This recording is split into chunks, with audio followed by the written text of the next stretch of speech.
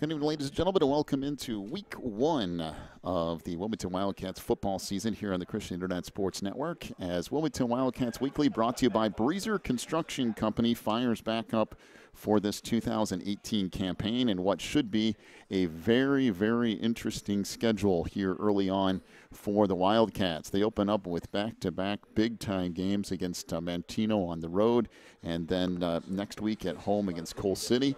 It's just one of those years where you kind of get those games jammed in the front end of the schedule, and the back end isn't any easier either, with Plano kind of coming in week 9. So it's going to be one of those years. The Wildcats, much like every other year, have to figure out answers to a couple of key questions, and that being a lot of seniors have left, and who's going to step up and kind of fill in those roles, particularly on the line on both sides. So it's going to be one of those first games where you're going to get a good look at Wilmington, but then you've really got to figure out what's going to happen between week 1 and week 2.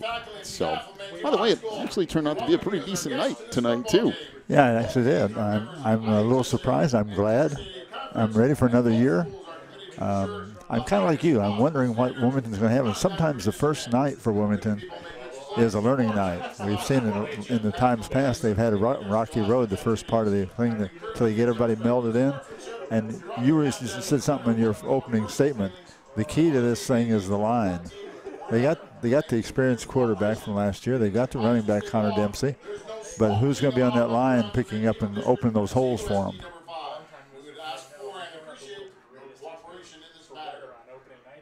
So the Cats taking the field here tonight as we get set for opening kick here from Manteno, just about 20 minutes away from our first kick of the season here tonight as both teams out on the field. We're running, as you can tell, quite a bit later than what we normally would be. That game before this took a little bit longer. Wilmington ended up winning that. I didn't get a final look at the scoreboard, but 28-14. All right, 28-14. So the Cats win that game here this year. And by the way, for those of you who are like, well, you know, the fresh, soft games and all that on Friday night, that's all going to change next year in the IHSA. They are changing it where the sophomores cannot play on the same night as the varsity because there's a certain amount of players that play on sophomore and varsity, yes, and they don't want to play them both ways and play 2 games in a night, which does make sense. So what's going to happen is next year the I-8 is going to transition into playing freshman games on Friday. The sophomore game will then move to either Saturday or Monday. Most likely for the I-8 it'll be Monday, and that's the way it's going to be. So the I-8 is going to stick with that 2-game format, but it's going to be a little bit different than it has been for quite a few years. The freshmen will play on Friday, and then the sophomores will play on Monday. And quite frankly, with all of the precautions being taken for head injuries and that kind of thing, it really just kind of makes sense to limit some of those plays on a given night. You really ultimately are concerned about the athlete's health, and whatever we can do to kind of help that out a little bit is what's going to happen. The tireder you get in a game, the more likely you are to get injured, and so it's good to keep them down to 1 game a night. Did we have the switch up in our conference with our teams? Not this year. That's next year. Not this year. That will be next year. Okay. The I-8's in a state of flux. As a matter of fact, what's ended up happening is the conference ended up being those same games in the middle of the schedule. So Plano and Sandwich actually end up as non-conference games for the Cats this year. The IHSA actually has granted the I-8 a 1-year extension based upon the fact that one side only has 5 teams. So the I-8 will still be large and small. One side has 5 teams remaining, and the IHSA has granted a 1-year exemption because going into next year, everything will kind of even out, and the I-8 will be back to 8 teams, although far from the original 8 that the conference started at. They will be back to 8. This year is confusing. I mean, it's confusing on a number of levels. For Wilmington, you're just approaching this as we're just going to play every game on the schedule and try to win them all. And then next year we'll worry about kind of where that falls. By the way, Wilmington's still looking for games in week 1 and 2 next year. That's going to be the only weeks that are not conference. They'll play week 1 and week 2 against a given opponent, And then after that will be all conference games all the way to the end of the year.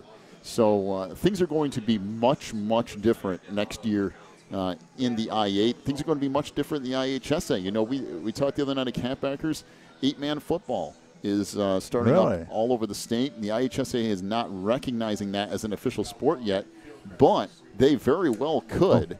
And one of the things, you know, a lot of these teams that are losing, they're losing programs. 8-man will allow them to keep it with fewer people playing. So it would not surprise me or a lot of people across the state if in a year or 2 or 3 or 4, 8-man football becomes a recognized sport in Illinois and ends up playing playoffs and all those good things. So, wow. A lot of things are changing right before our very eyes. A lot of things. Right. So the good news is for Wilmington, football is alive and well. They have decent numbers out again this year. You can see that out on the field. For a relatively small school in the state, they still have very large numbers. Of course, winning tends to do that. More people want to show up and play. But that's been one thing the Cats have been kind of consistent on year in, year out, are numbers. Now, a lot of teams across the state are starting, the freshman numbers are dwindling, and they're losing those kind of games. It's just going to be interesting to see kind of how the sport evolves over the next 5 years or so, because it's right on the cusp of making some changes. You know, the NFL has made changes with the kickoff rule, and now you can't lower your helmet, and then, you know, everybody's freaking out about that. And quite frankly, though, you got to do something, because if you don't, it's going to kind of get legislated right out of things, as much as people don't want to hear that. So it's got to change. And with more technology, the more we know about head injuries and the brain and all that kind of stuff, you know, we can still have the sport, but you have to make sure that you're doing everything you can to keep people safe. Yeah, we are in favor of keeping people safe. It's a fantastic game. A lot of speed, a lot of hitting. It's dangerous. There are going to be injuries. You are still hitting each other at full speed. It's a full contact game. There's still, in some cases, going to be lifelong effects from certain injuries. There just are. But if you can negate that as much as possible, I think that's where everybody's trying to find a good balance of making the game as safe as possible, yet still realizing, hey, it's inherently a violent game. So it's going to have some hitting. You know, we've traveled with Wilmington for, oh boy, how many years now? And it seems like the last several years, the big injuries haven't happened much at Wilmington.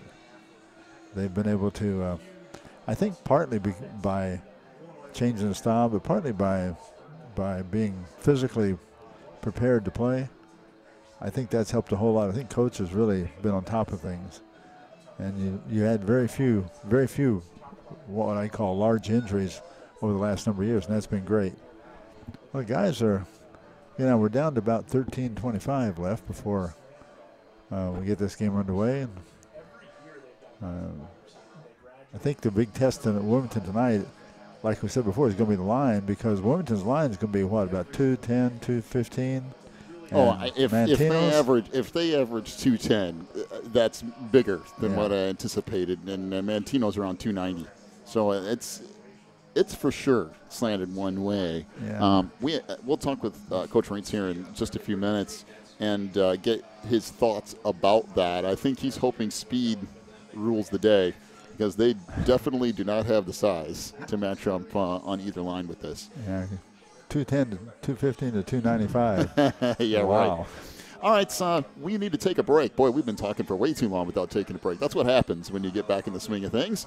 We'll be back in just a moment. Wilmington Wildcats Weekly rolls on here from Manteno, brought to you by Breezer Construction Company. We'll talk to Coach Reitz in just a little bit. We'll get you set for tonight's matchup as well. We're back with more from Week 1. Boy, football is back, and doesn't that feel good? Back here in just a few minutes on the Christian Internet Sports Network. Breezer Construction Company is a proud supporter of Wilmington Wildcats football on the Christian Internet Sports Network.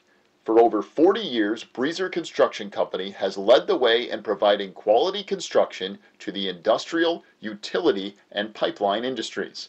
For more information on Breezer Construction Company, go to breezerconstruction.com. That's breezerconstruction.com. Or call 815-521-0900.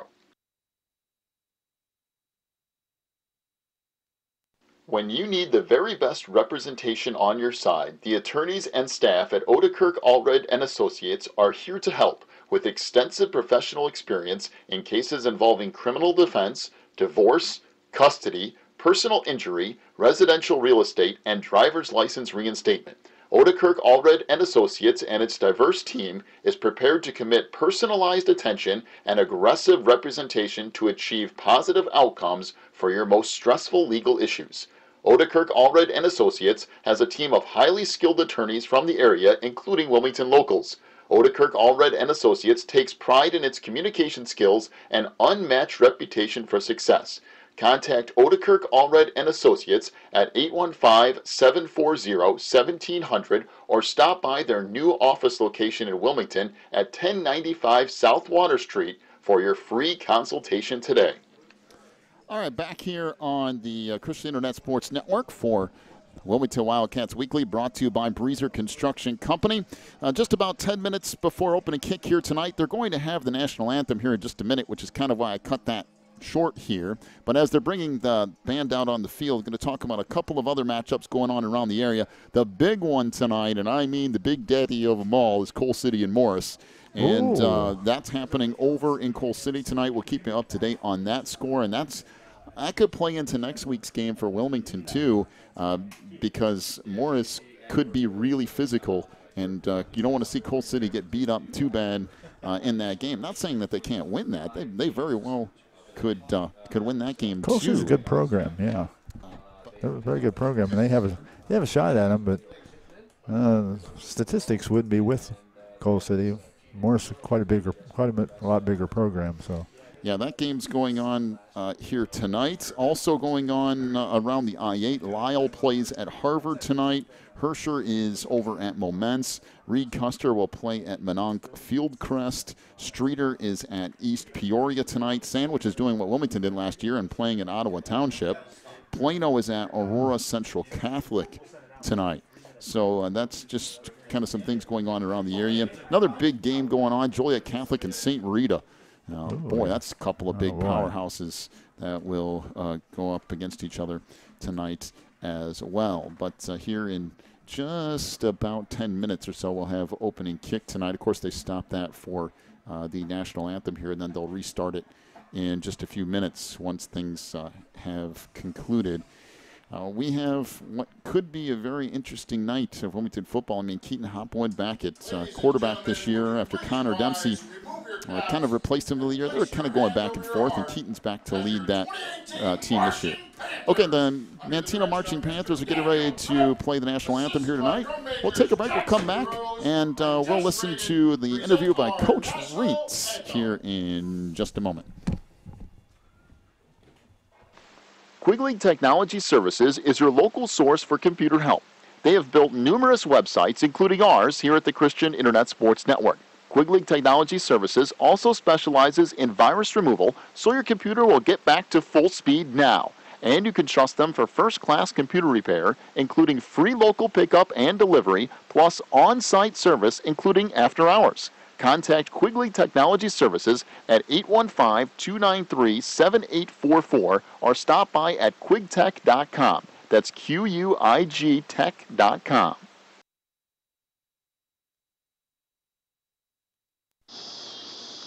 Welcome into Wilmington Wildcats Weekly, brought to you by Breezer Construction Company, joined for the first time this year by the head coach of the Wildcats, Mr. Jeff Reitz. And, Coach, it's been a while since we've done this, but we're back for another season, this 2018 campaign, with a lot of returning faces and a lot of new guys coming in as well after that senior class left last year. And I want you to just kind of catch everybody up on how things have been going the last couple of weeks looking up to the you know what, it's been really good. Like I was telling Cat Backers the other night, the first thing a coach does over the summer is take a look at his attendance board, and we had a lot of participation over the summer, which is good. Real happy from that standpoint. When you look at our team this year, really young, we're real happy to have Connor Dempsey back at the running back spot, Keaton Hopwood back. We got Jake Rodewald back on defense with Jesse Cox. But beyond that, we got a lot of new kids that haven't had experience, but we're hoping that this year's no different than the other years, where we've had kids step up and able to maintain that high expectation. we get it right off the bat with a real good team in Manteno tonight, and we're going to see where we're at. And so, you know, like I say with game one, you're excited, but also you're also a good coach just in seeing how your kids respond to certain situations and how things go. So very excited, though, about this team. You know, it's kind of like that next level at the collegiate level. You really don't get a week like, you know, the pro teams do to see a couple of different guys at each position and kind of see what happens there. You only get practice and then immediately week one in a short season. How often do you find yourself going, after that week one game, well, maybe we should look at this and this and this as we go to week two? Well, there's all the coaches always say between coaches that an improvement of a team happens more between week one and week two than probably any time in the game schedule. So I'm sure that'll be for both us and Manteno. However the game goes, will be that fact. And you know, I always break the game up break the season up into thirds. Our first third is really tough. You know, and then the rest of the season, don't get me wrong, there's no, you know, just people that we can just roll over this year. There's none of that. And so we'll have to take a look at everything, but the first third is going to be real tough. That's what we're concentrating on now, especially with a good team in Manteno. Yeah, and the interesting thing about Manteno is that game last year, now you had a few close games last year, and that was the 1 point game there in week two after you opened up with Ottawa, which was a huge school in week one. And now you get to come back and kind of get some of the same faces there, but I understand there's a lot of turnover on that Manteno roster too. Yeah, we're looking at each other kind of the same way, where they have 3 guys back on offense, and we have a couple back, and on defense they got 3 guys back, and I think we have 3 also. So a lot of new faces out there, and but the one thing about it is that they have high expectations. They've been in the playoffs, we've been in the playoffs, and so you know, you got 2 good teams going at it. You know, in a day and age where football is kind of starting to morph into some different things. We talked about 8-man football at Cat Packers, and there's some other things kind of coming along here as the sport kind of evolves a little bit over time. But with the I-8, you know, we look at all these conferences struggling to get 1 or 2 teams that seem to mean something in the playoffs. And even in the state that the I-8's in now, which is a little bit of flux going from this year into next year, you look at that schedule of games this year with a bunch of I-8 teams in it, there's a lot of really good football coming our way in 2018. There really is. I mean, we have, like we said before at Cat Backers the other night, was, you know, our non-conference schedule is Manteno, Coal City, and Plano and Streeter. All 4 of those have always been good quality teams. And then Hershey drops to the small. Piatone's raised their level of play. You know, and Rick Custer's got a new coach doing some good things that way. And then Lyle, I think, is going to be a good team. They were rolling a good JV team last year. They got a great quarterback coming back. And so, no doubt about it. If you make the playoffs going through this run, you definitely accomplished something because, like I said, there's no cupcakes. You got to come and play every Friday. All right, Coach. Well, good luck here tonight. We'll talk to you in the post game, and we'll see how week 1 goes. All right. Appreciate it. Talk to you soon. All right, Coach Draints joining us here on Wilmington Wildcats Weekly, brought to you by Breezer Construction Company. Just about 6 minutes away from opening kick here tonight from Manteno. Take a break, come back, and we'll get you set for that opening kick in just a moment. Talk a little bit about what these Wilmington Wildcats will look like as we go into the 2018 season. Back here in a moment. You're listening to Wilmington Wildcats Weekly, brought to you by Breezer Construction Company. Phelan Acres Bible Church is the perfect place if you are looking for a church to call home. They have services every week, including Sunday school at 9:45, morning worship at 11, and Wednesday night prayer meetings at 7. Phelan Acres Bible Church is located at 26009 Willow Lane in Wilmington, Illinois. And for more information, call 815-476-7818. That's 815-476-7818. If you're looking for more information on Wilmington Wildcats football, then check out the Catbackers every Wednesday at 7 at Tuffy's. Each week, Coach Reentz goes over game film, takes questions from the audience, and presents the Offensive and Defensive Player of the Week awards. Plus, you'll get to hang out with other Wildcat fans and get the inside scoop on next week's game. So be sure to check out the Catbackers every Wednesday at 7 at Tuffy's. Back here on Wilmington Wildcats Weekly, brought to you by Breezer Construction Company, as down to about 4 minutes away from opening kick here tonight. You know, we talked a little bit about what to expect from Wilmington and Manteno. You heard some of that from Coach Raines. The biggest thing is that Wilmington's going to have to try to slow down the passing attack from Manteno, as they're going to try to air it out. And they're going to do that a lot with Shane Warren, the 6', 185-pound senior, as he's kind of come on the scene a little bit in the middle of last year, and now he's taken over that position entirely, and we'll see what Shane has tonight. Manteno, in the past, you know, we saw this last year where they mixed it up a little bit, and the run ended up getting the Wildcats as much as anything. And, of course, Wilmington lost that game last year 28-27 to I think that was week 2. They opened up with Ottawa and had that big win in week 1, and then came back and lost in week 2. And then, of course, Wilmington did a lot of good things after that. But multifaceted offense tonight from Manteno, and they're at home, and they'll have the home crowd behind them. And this is a really tough week 1 assignment for Wilmington for sure. I was looking at their lineup, and they got like 14 wide receivers on the lineup, so they're expecting to air it out a little bit. But it's like you say, by the time you start concentrating on that, they hit you with the run, and they've got the horses up front to open up those holes. Yeah, sure do. Well, and the thing that's been the positive for Wilmington in the past, but it has also bit them a little bit, is they like to leave those guys out there on an island. Yep. And they're hoping, what they want to do is they want to get that pressure to the quarterback before he can get the ball off, because once he gets the ball off, you've left all your guys one-on-one. Yes. Every now and then you get some help over the top, but it's a lot of one-on-one battles, and if you give a quarterback 3, 4, 5 seconds, 4 or 5 seconds, that's going to be a problem, especially when a senior quarterback who's played for a little while here is in charge of this team. You're going to have to get pressure on the quarterback. The problem for Wilmington tonight is they are massively outsized up front. So you better hope that the speed in your defensive line can outrun the big horses that Manteno has up front. And I don't know. We're going to wait and see what happens, I guess. Yeah, this is kind of a nerve-wracking wait and see kind of experience, because Wilmington just doesn't have the size right now to go up against them. It's going to be interesting. And the Cats, of course, Keaton Hopwood back this year. Yes. At quarterback. Connor Dempsey kind of finished out the year at quarterback last year, even though Keaton saw flashes. Yes. But Keaton has kind of completely taken that over, because they need Connor Dempsey to be the main running back in the backfield. And Connor, we talked about last year. He was only a sophomore, and he had a lot of poise, made some mistakes, but he's a sophomore. This year grows up a little bit as a junior quarterback. I think you'll see him take a couple steps forward this year. And then next year as a senior, you know, you get that full-on force that he will be at quarterback. So it'll be interesting to see how that goes. And, of course, the big key for Manteno tonight is, can you stop Connor Dempsey? If you could stop Connor Dempsey, Wilmington might be in a little bit of trouble, but we haven't seen a whole lot of teams that have been able to completely stop him. Now, you might stop him for a while, but every now and then you get something. So Connor is a fantastic running back, and we'll see how it goes here, but I fully well expect him to get his yards.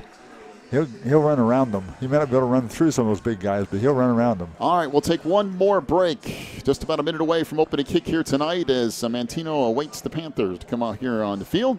Take one more break, come back with opening kick tonight from Manteno. 2018 season just about ready to get underway. Back in a moment. You're listening to Wilmington Wildcats Weekly, brought to you by Breezer Construction Company. Warren's Collision Center is your hometown body shop. Your vehicle will get expert care with their drive-on frame rack and in their Bink spray booth. Warren's offers free estimates, pickup and delivery service, and they will get you set up with a loaner car while yours is in the shop. Warren's Collision Center is located at 242 North Front Street in Braidwood, or online anytime at warrenscollision.com. That's warrenscollision.com. Warren's Collision Center, where they care beyond the repair. Teresa's Family Styling Salon in Wilmington is an all-ages salon that will style your hair for that special look. They offer cuts, perms, and coloring for any fashion. They also carry Paul Mitchell and Brocato products. Teresa's Family Styling Salon is located in the Southgate Plaza in Wilmington, And you can call for an appointment at 815-476-1955. That's 815-476-1955. Just about ready for opening kick tonight from Manteno as Wilmington and Manteno get set here in week one. Of course, a little bit of flip from where things were at last year. Wilmington opened up last year with a win against Ottawa at home. Ottawa this time around gets sandwiched in week one. And then Wilmington played Manteno last year in week two, and that kind of has flipped a little bit. But remember, this is a non-conference game. This is not a conference game. It fills a slot in the I-8 schedule that is marked for non-conference. That's why you hear a lot of these different teams tonight playing opponents that you're not ultimately familiar with, and that's why, because traditionally these are not conference games. The problem for Wilmington, like next year, yeah, there's 5A and 6A teams wanting to play Wilmington, but there's not a whole lot of people in 3A or 4A that are willing to put that game on the schedule early in the year. I'm sure you can talk Morris into playing them. Well, Morris is playing Coal City tonight, so I'm sure that wouldn't be a stretch for Morris to want to do that. So the Cats will get set to kick off here. Trey Shaw will get set to do that for Wilmington, as Anthony Lopez back at his own 5-yard line for Manteno. Wilmington in those white jerseys, purple helmets, purple pants, and Manteno in all purple tonight. Lopez inside his 5 at the 2, comes near side across the 20, out across the 30, and takes it out to near the 40-yard line before being stopped on the play by Landon Flynn. And Manteno will have it 1st and 10 from their own 40. A really nice return from Anthony Lopez. Well, let's see what Wilmington does here defensively tonight against this Manteno passing attack. 2 receivers to the far side, 1 back to the near. Shane Warren's going to be out of the shotgun with 1 set back to his left. Manteno 1st and 10 from the 40, going left to right on the first drive of the night. Warren holding the ball, rolls left side, trying to get outside the pocket across the 40, and he gets stood up right there and shoved backwards. Nothing on first down for the Panthers. Good pursuit from Wilmington defensively, as Matt Boynton, a 5'10", 174-pound senior, in on the stop for the Cats. Well, back to the line of scrimmage, and that was about it. Again, the key to that down was the Wilmington defense in the backfield. He didn't find a single person open. All right, trips receivers to the near side, 1 to the far. Warren out of the gun, rolls right side, looks downfield, pressured in the pocket, and gets away for a second, fires it downfield. That is incomplete. That pass way out of bounds. Good pursuit from Wilmington defensively. Giving chase was Jesse Cox. It'll bring up 3rd down and 10 for Manteno. By the way, the middle of that Wilmington defense anchored by 6'1", 277-pound junior Hunter Doherty. Also up there is 5'9", 190-pound senior Cam Harbor. Cameron Holman, a 6', 182-pound junior, is on the opposite side for the Cats, as they'll only rush 3 and now bring 4 out of the shotgun. The snap dropped and sacked back at the 30-yard line is Warren after the snap kind of got away. And guess who it is on the sack for Wilmington? It's the aforementioned Hunter Doherty. And good job by the Wilmington defense, forcing a 3-and-out.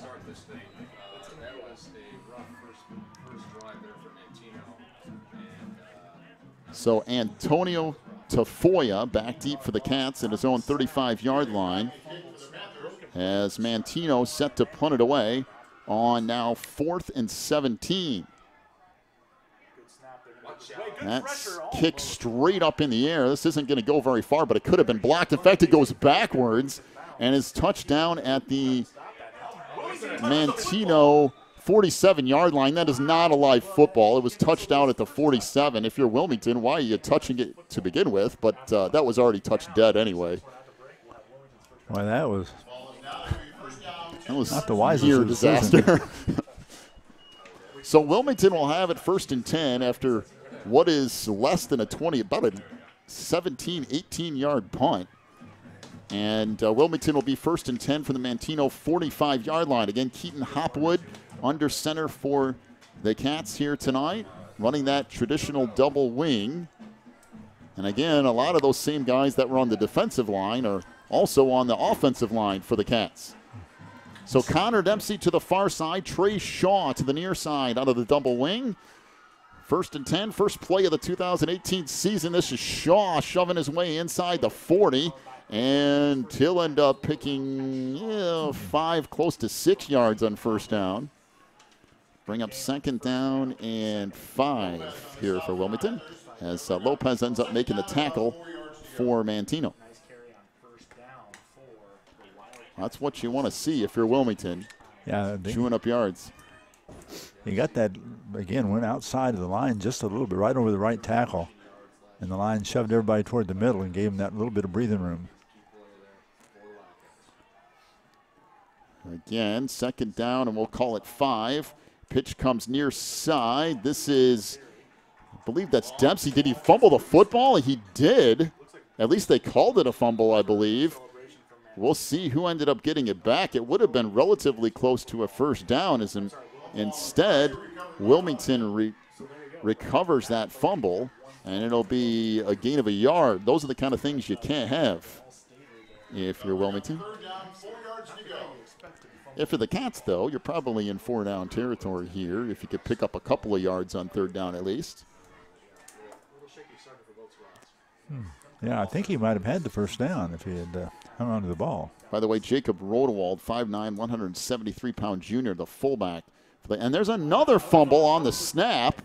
And, boy, has this been a sloppy start to this game as Hopwood got maybe a yard, but it'll bring up 4th down and 3. Manteno had a bad snap. Now Wilmington's got a bad snap and a fumble before that.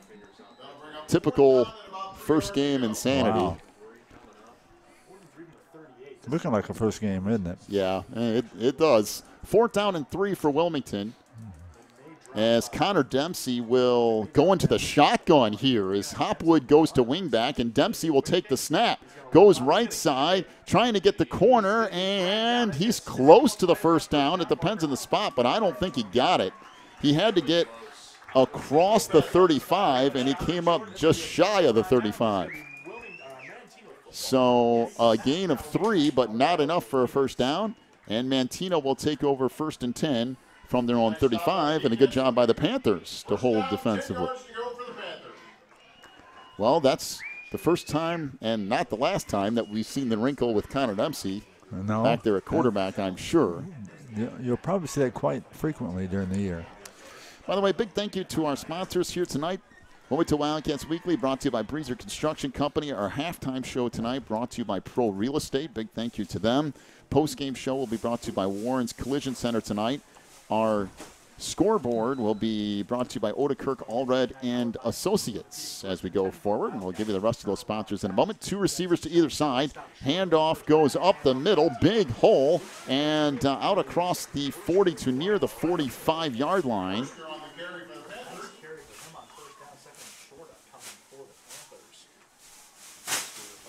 Worster, the 5'10", 170-pound junior, picks up 8 yards on first down, and Davies, the one who's lining up there in the backfield, right next to Warren, the quarterback. Trips receivers to the near side, 1 to the far. 2nd down and 2 for Manteno. Officially from the Panthers 44. Out of the shotgun, Warren sacked back at the 35, and he is swarmed by 3 or 4 Wilmington Wildcats. Cameron Harbor will get ultimately the credit for the sack, but my goodness. That line came through there like a freight train. I want to talk about a jailbreak. About every person on defense is in the backfield, it seemed like, and they'll bring up 3rd down and we'll call it 12 after a loss of 10. The thing of it is, when you're playing a team like Manteno, I don't care if it's 3rd and 5 or 3rd and 15. With the passing attack, you could pick up a ton of yards in a hurry. Oh, yeah. Oh. You got that passing gun like that, you can make up yards. 3rd and 12 from the Manteno 34. Warren out of the gun, fires down the near side. That is incomplete, and that's a good call pass interference on Trey Shaw. He didn't even look back for the football. He actually had really good coverage. Yeah, all he had to do is turn around. But forgot to turn around. And, boy, Trey Shaw had great coverage, but Trey just forgot to turn around, and now he'll head to the sideline and get a little bit of extra instruction. And if you're Coach Reitz there, you tell Trey, hey, look, that's excellent. You just got to remember to keep the fundamentals alive. Turn your hips around, look for the football. He does that. Might have intercepted the pass quite honestly. He really might have. He was in the right position. All he had to do was turn around and catch the ball. That's an excellent call, the right call. And so the 15-yard penalty for pass interference gives Manteno 1st and 10 from the Wilmington 47-yard line. Trips receivers to the far side, one to the near. Now one receiver in motion back to the near side. Out of the gun, Warren looks right side, fires. Boy, that was dangerous. Shot over the head of Anthony Lopez. A couple of Wildcat defenders out there, but nobody could come up with it. So bring up 2nd down and 10. You know, I kind of like this type of game. Week 1, a passing attack versus a running attack. It gets it going a little bit. Yeah, it does do that. And with this passing attack by Manteno, you can never be calm. That's definitely true. Boy. 2 receivers to the far side, one to the near. Warren's going to keep it, and that's going to be a bad decision. He's dropped back inside the 50, back in the Manteno 49-yard line. And it'll bring up 3rd down and 13. Now, I don't know if that was a called keep or he kept it himself or the play broke down or whatever, but that did not work. Wilmington's line, again, 3 guys on that side. They just penetrated right back there and drove him back. Well, again, here we go. Manteno with 3rd down and close to 14. Now, last time around, it was 3rd and 12. They picked up 15 yards on a pass interference penalty.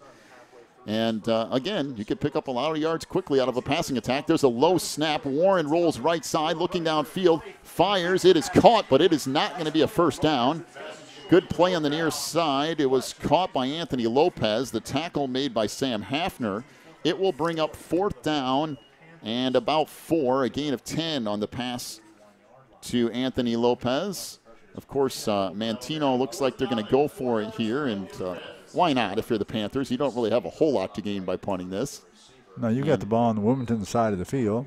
If you don't make it, it's going to be a fairly decent leave. Maybe, well, they got 1 receiver over here on the near side.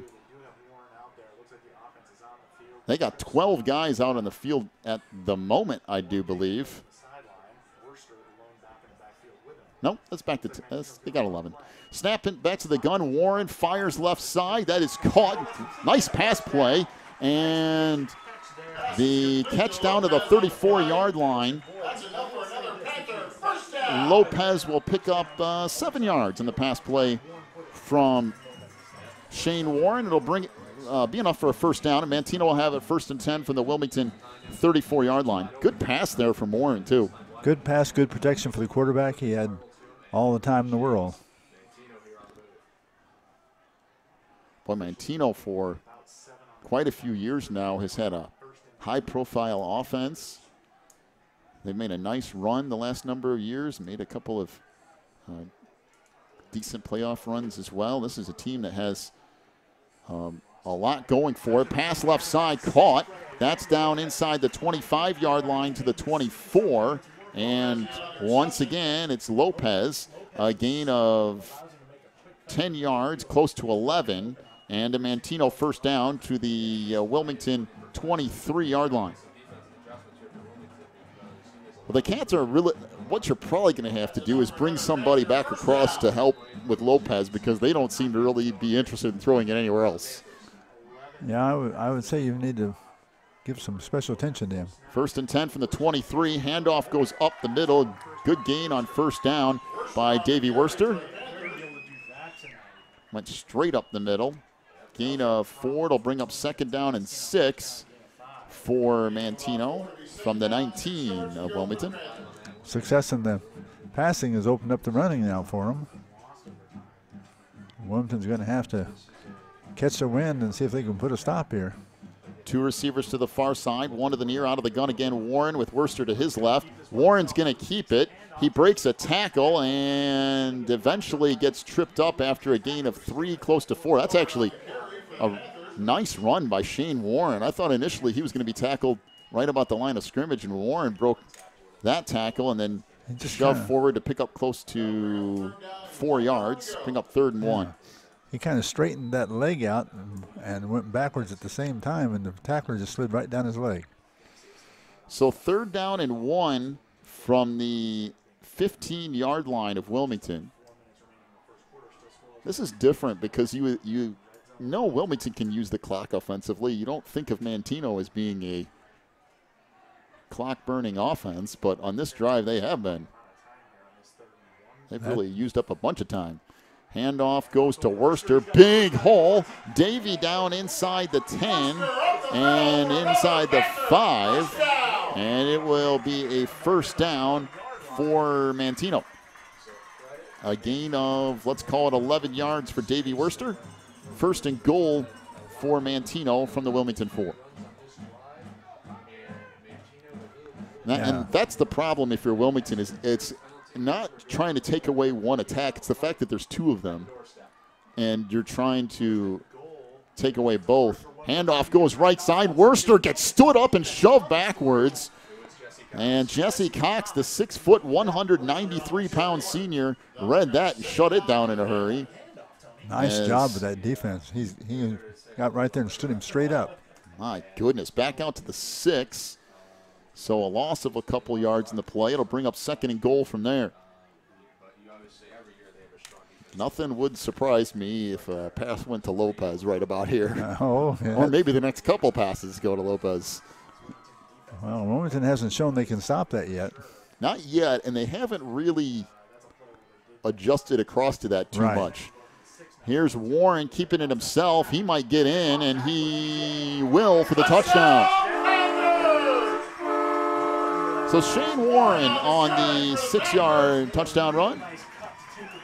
And Manteno takes a 6-0 lead with 2:32 to go here in the opening quarter. Boy, that's what you call controlling a game. Well, see, the initial problem to all this is you had them stopped on the first set of downs, committed the penalty, and let them keep going. And once you give them a second shot, that's what happens. They took advantage of it just like they should have. The extra point here. Good snap, good hold. The kick is good as well. That kick by A.J. Gilliam. And Manteno leads at 7-0, 2:32 to go opening quarter. Take a break. Back with more Wilmington Wildcats football here in just a moment on the Christian Internet Sports Network. Pro Real Estate is a family-owned business established in 1983. Its staff and sales agents work in all areas of real estate sales, from first-time homebuyers to experienced investors. Located at 506 South Water Street in Wilmington, clients are welcome to stop by to discuss their real estate needs or visit our website at pro-homes.net. For a private consultation, contact us at 815-476-7916. Breezer Construction Company is a proud supporter of Wilmington Wildcats football on the Christian Internet Sports Network. For over 40 years, Breezer Construction Company has led the way in providing quality construction to the industrial, utility, and pipeline industries. For more information on Breezer Construction Company, go to breezerconstruction.com. That's breezerconstruction.com. Or call 815-521-0900. Well, Manteno strikes first in the form of a 6-yard touchdown run by Shane Warren. And the Panthers lead at 7-0, 2:32 to go opening quarter. You know, we've said many, many times the first game of the season is not necessarily indicative of how the rest of the year is going to go. You got to see what you have. And against a tough opponent, that can be difficult. Kick comes down at the 15. That's dropped. Shaw picks it up across the 15 to the 20. And he got spun around there, and it will be 1st and 10 for Wilmington from their own 20-yard line. And quite honestly, the mistakes have been slanted toward the Wilmington side so far tonight. Manteno had one bad snap that kind of ruined a drive for them, but Wilmington committed a penalty that kept the last Manteno drive alive. They fumbled the ball but managed to recover, lost 4 or 5 yards. We had a bad snap, and now that dropped kick at the 15, and the Wildcats really need to clean up some stuff if they want to win this game. Hopwood back under center, 2:24 to go in the first, 7-0 the lead, and I don't know what happened there, but that didn't look very smooth either. No, there was a lot of confusion in there. Finally, the back came in later on and tried to clean up whatever was going on. So Connor Dempsey ended up with a pitch and only got 2 yards, but that certainly didn't look like what that would normally look like, which is out of that double wing. Dempsey takes a couple steps back, and they snap and immediately go there. It almost looked like somebody went the wrong direction. So 2nd and 8 for the Cats from their own 22-yard line. Hopwood pitches it right side. Shaw trying to get the corner. Does get across the 25-yard line and stretches it out to near the 27. A good chunk of yards there on 2nd down for Trey Shaw. As Brian Crockett ends up making a tackle for Manteno. It'll bring up 3rd down and 3 for Wilmington from their own 27. And, you know, I hate to say things like this, but this is a huge 3rd down this early in the game. Boy, this is, like you said, really early to say that. It is early, but you kind of have the feeling, I mean, momentum's with Manteno right now. You kind of have the feeling if you give the ball right back to them, there could be some trouble. Yeah, that's the way you feel exactly. 3rd down and 3 from the 27. That should be a false start, and Wilmington's going to shoot themselves in the foot again, as this is going to be a big play up the sideline, but this might come back. Inside the 40, all the way down to the 30 goes the run, but that is definitely illegal procedure or illegal shift or something. And that's going to come back for Wilmington. I think they call it an illegal shift. I mean, there are 2 or 3 guys that were moving. Boy, you can only have so many mistakes before they start to pile up. And that wasn't just one person, by the way. That was 3 or 4 people that were moving early, and that will bring up 3rd down and 8. Again, still very early, week 1, first quarter. There's going to be some of that stuff, but I feel the Wildcats need to put a stop to it quickly. One thing that shows is that they can run the ball on them. I don't think there's any doubt about that. He got outside there, and he was really motoring around the clear Manteno team. I mean. And this is the kind of stuff Wilmington's got to stay away from. 3rd down and 8 from the 22 of the Wildcats. Pitch comes near side. This is Dempsey trying to get the corner. 25 out across the 30. He will get the 1st down off a nice run.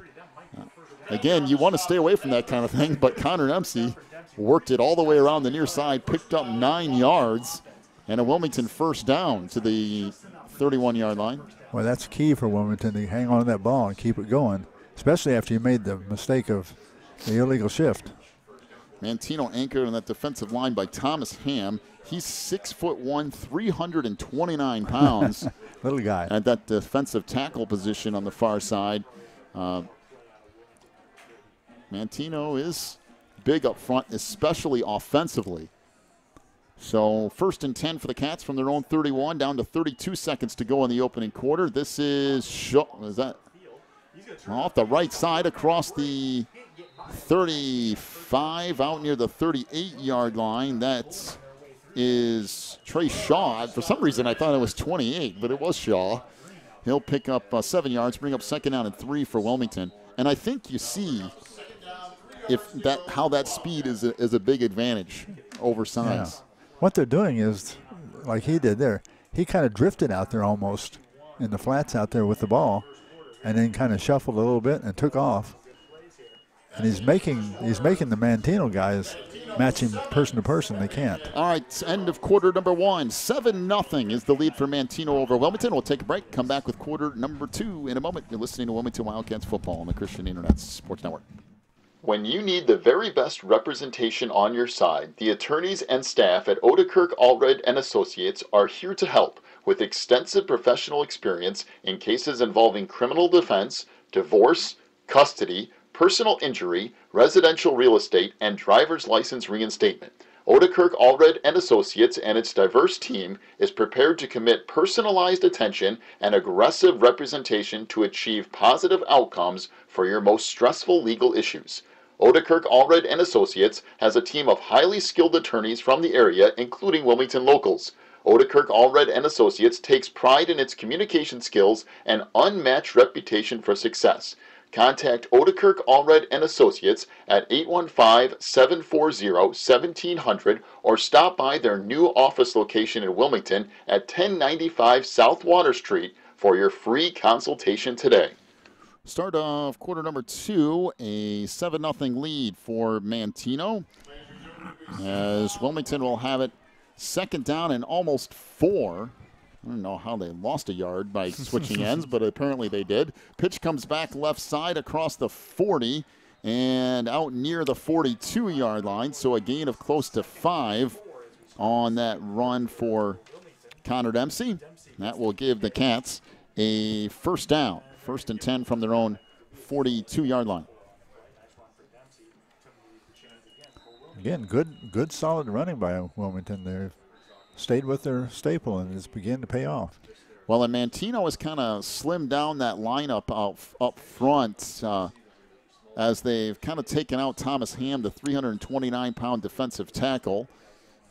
Josh Geske is 6'4", 215-pound sophomore, is in there. Logan Cohn, a 5'8", 155-pound sophomore on that defensive line as well, as they're trying to, I think, to get a little bit more speed out there. As pitch comes left side, Dempsey trying to get the corner across the 45, across midfield, and gets tripped up at the 49-yard line of Manteno. A gain of 9 yards on first down for Connor Dempsey, as Rodriguez on the stop for Manteno. Once again, the speed going outside, this time to the left. Also up front for Manteno, Jeremy Geske, 6'2", 285-pound junior. And I believe that's Carrera out there at 6'3", 209 on that defensive line. So not small necessarily. 5 defensive linemen creeping up a 6th as the pitch comes right side. This is now bounced inside the 45. Trey Shaw breaks a tackle and almost broke it, as tripped up at the 38-yard line, and we have a flag very late in that play as Tyler Irvin managed to get just enough of Shaw to trip him up. This would be an 11-yard gain if it stands. There was a really late flag, which usually means somebody took a cheap shot or said something, and we have an illegal shift on Manteno. Did they say illegal shift or unsportsmanlike conduct? I think it might have been sportsmanlike conduct. It looked like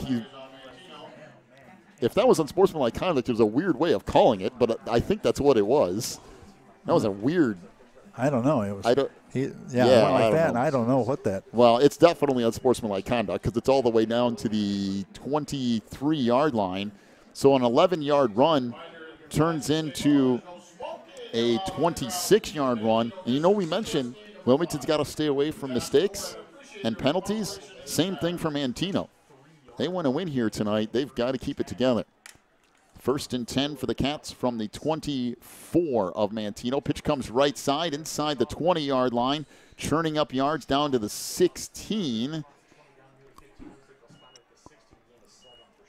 think that might have been Trey Shaw. It's hard to see, though, because his jersey is all bunched up. I think it was Sam Hafner who ended up with the carry, but it's hard to tell. 28 and 23 look so much alike. I think it's Hafner that's in there at the moment. Back to the double wing for the Cats as Hopwood pitches it back off the right side. This goes inside the 15 down to the 12. That's Sam Hafner again on the carry, and he will get a first down off a gain of 4 as Hafner, the 5'8", 156-pound senior, giving Trey Shaw a breather. He's carried the last 2, but That's really tricky, by the way. A white jersey with purple numbers and trying to figure out 28 or 23. Now, once we see them more, we'll be able to notice a difference. Oh. And clearly Hafner is not as big as Trey Shaw, so you should be able to notice that fairly quickly. But it is the first night for us, too. Oh, boy. I was on the wrong team, and I was panicking over here. I couldn't find Hafner. And Hopwood under center, pitches it left side. Dempsey being very patient, trying to get the corner, cuts it back inside the 10. Kind of ran out of a little bit of room. That's actually really nice play by Lopez on the outside to make that tackle. Yes, that was an excellent play by Lopez. He just strung it out until finally forced him to turn upfield into a tackle. Now, saying that, Dempsey got 6 yards. So you go, man, that was a really nice defensive play, and Wilmington still gets 6 yards. But quite frankly, if Rodriguez attacks that, Dempsey's in the end zone.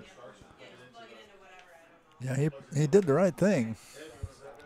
And with Connor Dempsey coming at you, he did a very good thing.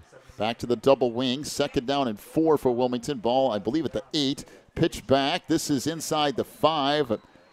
That's Hafner again. Down inside the 2. No, they're going to say he's in. Touchdown, Wilmington. Wow, was that a really late call? But he does get in a 6-yard touchdown run from Sam Hafner. And Wilmington an extra point away from tying this game with 8:32 to go in the first half. And that was right down the middle. And you know, they switched their guys in the line to put a smaller, quicker lineup. And Coach took his running game right at it. All right, so Trey Shaw will attempt to kick the extra point here. Shaw did all the kicking duties last year as a freshman. He's just a sophomore, getting that wingback position and kicking too. And that was not all that great. Looked like the snap came back, and Kyle Humphreys had a little bit of difficulty with it. I don't know if it bounced in or he just dropped the snap or what. But again, Wilmington add that to the mistake list for the night. Boy. And Manteno leads 7-6 with 8:32 to go in the opening half. You can tell it's week 1. We're back with more Wilmington Wildcats football in a moment. Quigley Technology Services is your local source for computer help. They have built numerous websites, including ours, here at the Christian Internet Sports Network.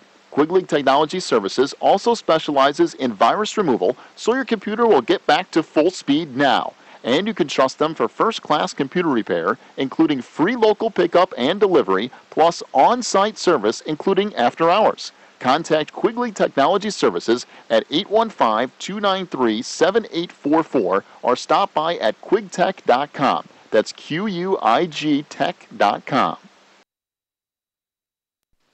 Phelan Acres Bible Church is the perfect place if you are looking for a church to call home.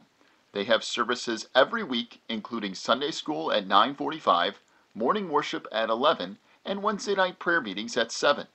Phelan Acres Bible Church is located at 26009 Willow Lane in Wilmington, Illinois. And for more information, call 815-476-7818. That's 815-476-7818. 8:32 to go in the first half as Wilmington scores but ends up not getting the extra point as the snap went a little awry. So 7-6 to lead for Manteno as the Panthers will get it back. Now last time around, Manteno went on a time-consuming, very long drive that ended up in a Shane Warren touchdown run from 6 yards out. So back deep for Manteno is Anthony Lopez back at his own 10-yard line. Boy, it seems like everything tonight has gone through either Warren or Lopez. Shaw with a shorter kick, fair catch called for and made at the 33-yard line. I'm not sure if that was on purpose or not, but it might have been, trying to keep it out of the hands of Lopez.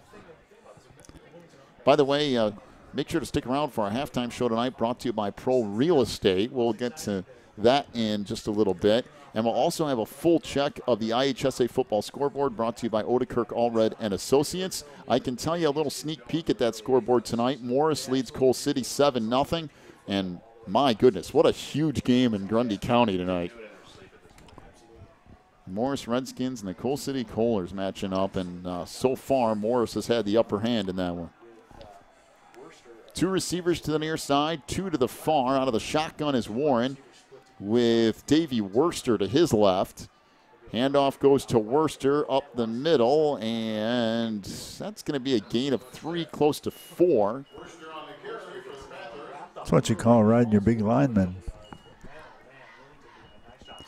He stayed right with it, and the lineman pushed Wilmington backwards a couple yards and got him 3 yards on it. Well, and Worcester's not a blazing fast back, but he's fast enough that as a change of pace kind of thing, he can make you pay in a hurry. Yeah, you don't want to turn him loose.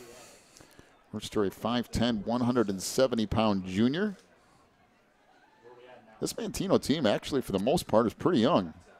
I mean, Lopez and Warren are seniors, but a lot of the guys out there are very young. Snap comes back. Warren has some difficulties with the snap, and he is sacked back at the 32-yard line. And again, for Manteno, a bad snap ends up with Warren paying the price. So a loss of 3. It'll bring up 3rd down and 11. He's a tough guy to bring down. Get some hands on him, and they have to really wrestle him, get him on the ground. So Cameron Harbor in there for Wilmington on that D-line along with Doherty. And on the near side now, it's Cameron Holman. Jesse Cox anchoring that defense at the linebacker position.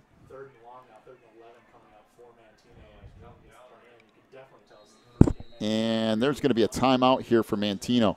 6:55 to go in the half. 7-6 is the lead for Manteno over Wilmington. We'll take a break, come back with more in a moment. You're listening to Cats Football on the Christian Internet Sports Network. If you're looking for more information on Wilmington Wildcats football, then check out the Catbackers every Wednesday at 7 at Tuffy's. Each week, Coach Reentz goes over game film, takes questions from the audience, and presents the Offensive and Defensive Player of the Week awards. Plus, you'll get to hang out with other Wildcat fans and get the inside scoop on next week's game. So be sure to check out the Catbackers every Wednesday at 7 at Tuffy's. So 3rd down and 11 coming up here for Manteno at their own 32-yard line, actually closer to the 33. Same defensive lineman in there for Wilmington.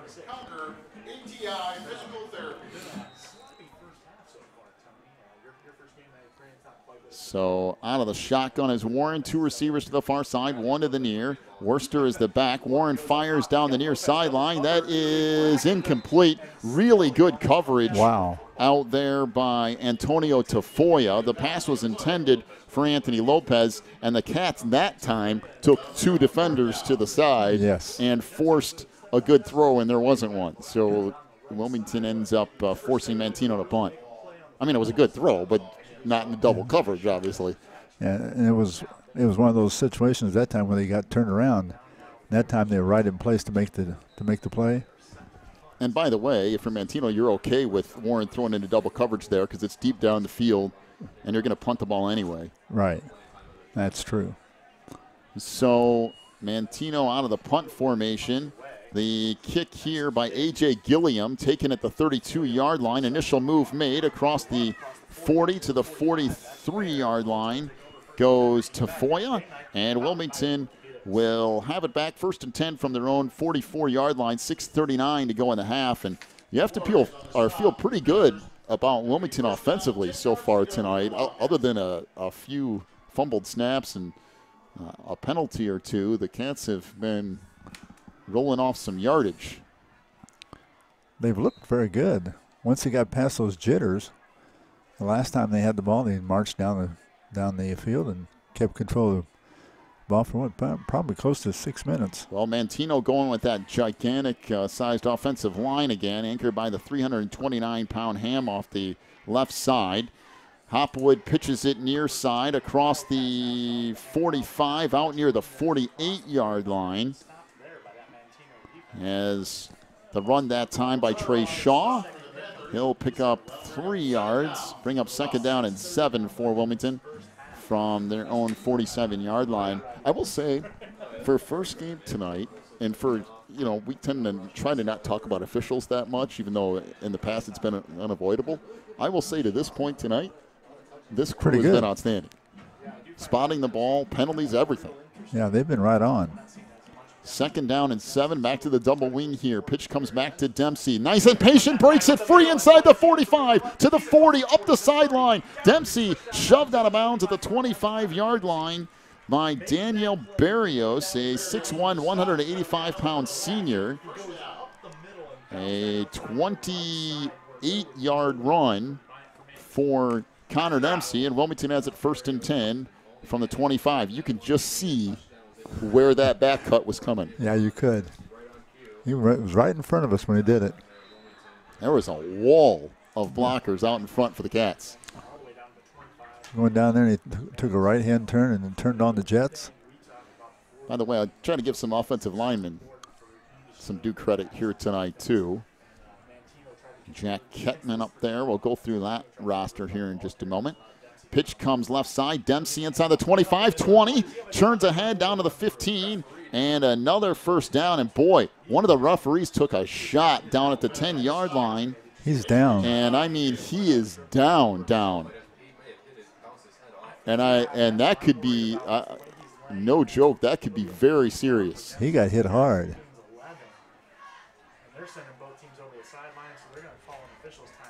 Oh, how many yards was that play, by the way? A gain of 10 yards for Dempsey. 5:44 to go in the half. 7-6 is the lead for Manteno, and boy, he's still down. You really hope that that's not serious, because that looked really, really nasty.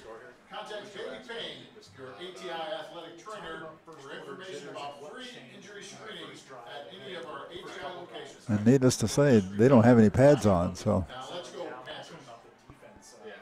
when they accidentally get in the line of fire. Well, we said we'd talk a little bit about that Wilmington offensive line. Hunter Doherty is out there, too, 6'1", 277-pound junior. Jack Kettman, 5'11", 205-pound senior. Jesse Cox is out there, 6 foot, 193-pound senior. And that's a Wilmington offensive line, not the largest in the world, but they're quick and they're strong, and that's really all you need. Oh, there he's gotten up. Offensively, the referee now up as they take a look, and boy, the way he fell, it wasn't so much the collision as it was the way he fell. And they're really, and just like the players, you really want to go through things with even officials, coaches, everything, because you want to make sure everybody's okay. It looks like he will be all right. And kind of stretching out a little bit. Boy, that was, I really thought initially that might have been something serious. But he took a blow, boy. And the way he hit the ground, boy. Well, 5:44 to go in the half. Wilmington's going to have it 1st and 10 from the 14-yard line of Manteno after that 10-yard run. By the way, also out there for the Cats on that offensive line, I think it was 84, but I don't have an 84 in here. Back to the double wing for the Cats. Hopwood under center. Pitch comes left side. Dempsey inside the 15. Shoves forward inside the 10 before he's finally shoved backwards. Be a gain of maybe 3 on first down.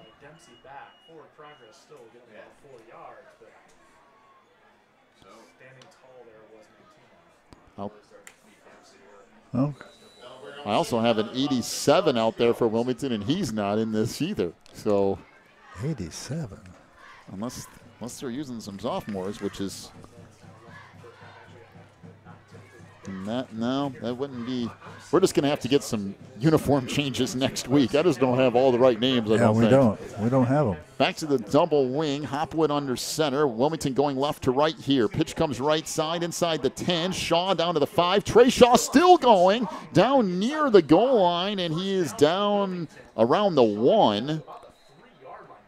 And there's another flag. Boy, things are they're a little chippy right now. and it was very late. And if you're Wilmington, you hope that's not against you, because the last thing you need is something to kill a drive. Unsportsmanlike conduct on Manteno again. That's the second time tonight the Panthers have picked up that penalty. Now, at the moment, it's not a big deal because it's only about a half-yard penalty. But you've got to get a handle on that if you're the Panthers. Let's see, who was that that ran that time? Was it Trey Shaw? Shaw? Boy, has he 9 gotten yards. strong. I mean, he was doing a nice job last year on the fresh soft team, but boy, has he really stepped up tonight. First and goal for the Cats from the 1-yard line. Hopwood under center, in motion. Dempsey, he's going to get the pitch, and he dives forward. Nothing as of yet.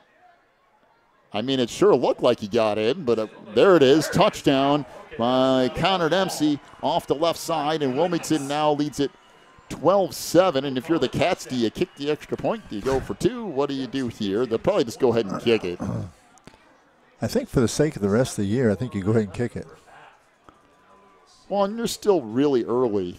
Yeah. I mean, if you need two later, fine. Well, you also want to give that unit the ability to fix this here. Yeah, you don't want to stop the night with them having that bad play in their crawl. So Kyle Humphreys gets set to hold. Trey Shaw will kick. And the snap is a little errant, but the kick is good. I believe it's Jesse Cox who's the long snapper. I think that's who it was. And Wilmington gets the extra point. 13-7 is the lead for the Wildcats. 4:09 to go in the half. Take a break. Come back with more in a moment. You're listening to Wilmington Wildcats football on the Christian Internet Sports Network. Warren's Collision Center is your hometown body shop. Your vehicle will get expert care with their drive-on frame rack and in their Bink spray booth. Warren's offers free estimates, pickup and delivery service, and they will get you set up with a loaner car while yours is in the shop. Warren's Collision Center is located at 242 North Front Street in Braidwood, or online anytime at warrenscollision.com. That's warrenscollision.com.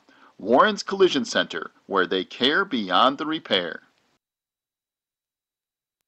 Teresa's Family Styling Salon in Wilmington is an all-ages salon that will style your hair for that special look. They offer cuts, perms, and coloring for any fashion. They also carry Paul Mitchell and Brocato products. Teresa's Family Styling Salon is located in the Southgate Plaza in Wilmington, and you can call for an appointment at 815-476-1955. That's 815-476-1955. Well, the Wilmington offense has definitely been on track, especially in this second quarter, behind Connor Dempsey and Trey Shaw. Boy, has Trey Shaw really picked things up here tonight. Yeah, Trey has been a pleasant surprise. I mean, he has really carried his half of between the two of them. Keeps a well-balanced offense. You know, we got some weird weather tonight.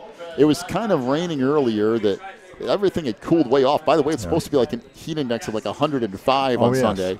But tonight, the temperature is in the upper 60s, and there's fog. And, I mean, it's starting to get worse as it drifts in. Wilmington kicks it off left to right. This will be taken down at the 24-yard line, out across the 30 into the 33. And Manteno will start there 1st and 10. Well, if you're these two teams, what perfect week one weather, right? Mid-60s. Great weather to play in. It's not beautiful. Too hot. It's kind of cool. Usually this early in the year, you're roasting. When you're first game in pads like this, yeah, it's really nice. This is interesting. Manteno brings the entire offense over to the near sideline in order to send them back out. I guess you want to make sure you got everything in order. 4:04 to go in the half. Wilmington leads it 13-7. Trips receivers to the near side, one to the far out of the shotgun. Again is Warren with Worcester to his left. Wide receiver screen over the near side to Anthony Lopez, And Lopez will pick up about 7. Boy, this game's gotten a little chippy. There's been a couple unsportsmanlike conduct penalties, and there's a lot of jawing going on. And You'd like to get a handle on that from both sides. Yeah, you sure would. You don't want to let that ruin what to this point has been a very good football game. 2 receivers to the far side. Warren out of the shotgun again with Worcester to his right. 2nd down and 3. Warren trying to get away. Rolls right side. Hit as he throws, and that's incomplete. Boy, good pressure from the backside for Wilmington defensively. I think that was Sam Hafner who ended up. He was closing on him fast, wasn't he? Chased him down from behind. And it'll bring up 3rd down and 3 for Manteno from their own 41-yard line. The Panthers are not in any big hurry, nor should they be at this point. They have plenty of offensive firepower. If they happen to get a first down, you don't want to have to punt and give Wilmington the ball with any time left. Oh, it's incomplete pass. That's right. I'm sorry. As the clock has actually stopped, they're still not in any big hurry, though, which they don't need to be. Snap back. Dropping back is Warren. Fires over the middle. That is intercepted. Connor Dempsey, he is gone. Dempsey inside the 20, 10, 5, touchdown Wilmington. Wow. My goodness.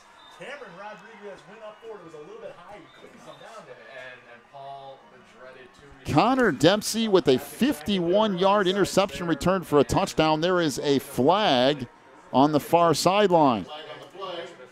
It's a sideline. Is that a sideline warning? The touchdown is good. It is a sideline warning. Boy, I guess Coach Reeds might as well get that one out of the way. They throw that flag once a week regardless. And that ball was initially tipped. Yes, it was. Looked like on the line somewhere. Maybe a linebacker might have got a hand on it. And Dempsey was right there. He picked it off and took off up the sideline. Well, he knew exactly what he wanted to do. And you knew once he got a step on everybody, that was done. Wow. So the Cats will attempt another extra point here. 3:04 to go in the half. 19-7 the lead for Wilmington. So Cox to snap. The hold here is good, and the kick is off the goalpost and in. Oh, so boy. the hold by Humphreys. Shaw bangs it in off the right upright, and Wilmington leads it 20-7. Good grief. That's a hard way, but 3:04 to go in the half. We're back with more Cats football in a moment on the Christian Internet Sports Network. Pro Real Estate is a family-owned business established in 1983. Its staff and sales agents work in all areas of real estate sales, from first-time homebuyers to experienced investors. Located at 506 South Water Street in Wilmington, clients are welcome to stop by to discuss their real estate needs or visit our website at pro-homes.net. For a private consultation, contact us at 815-476-7916.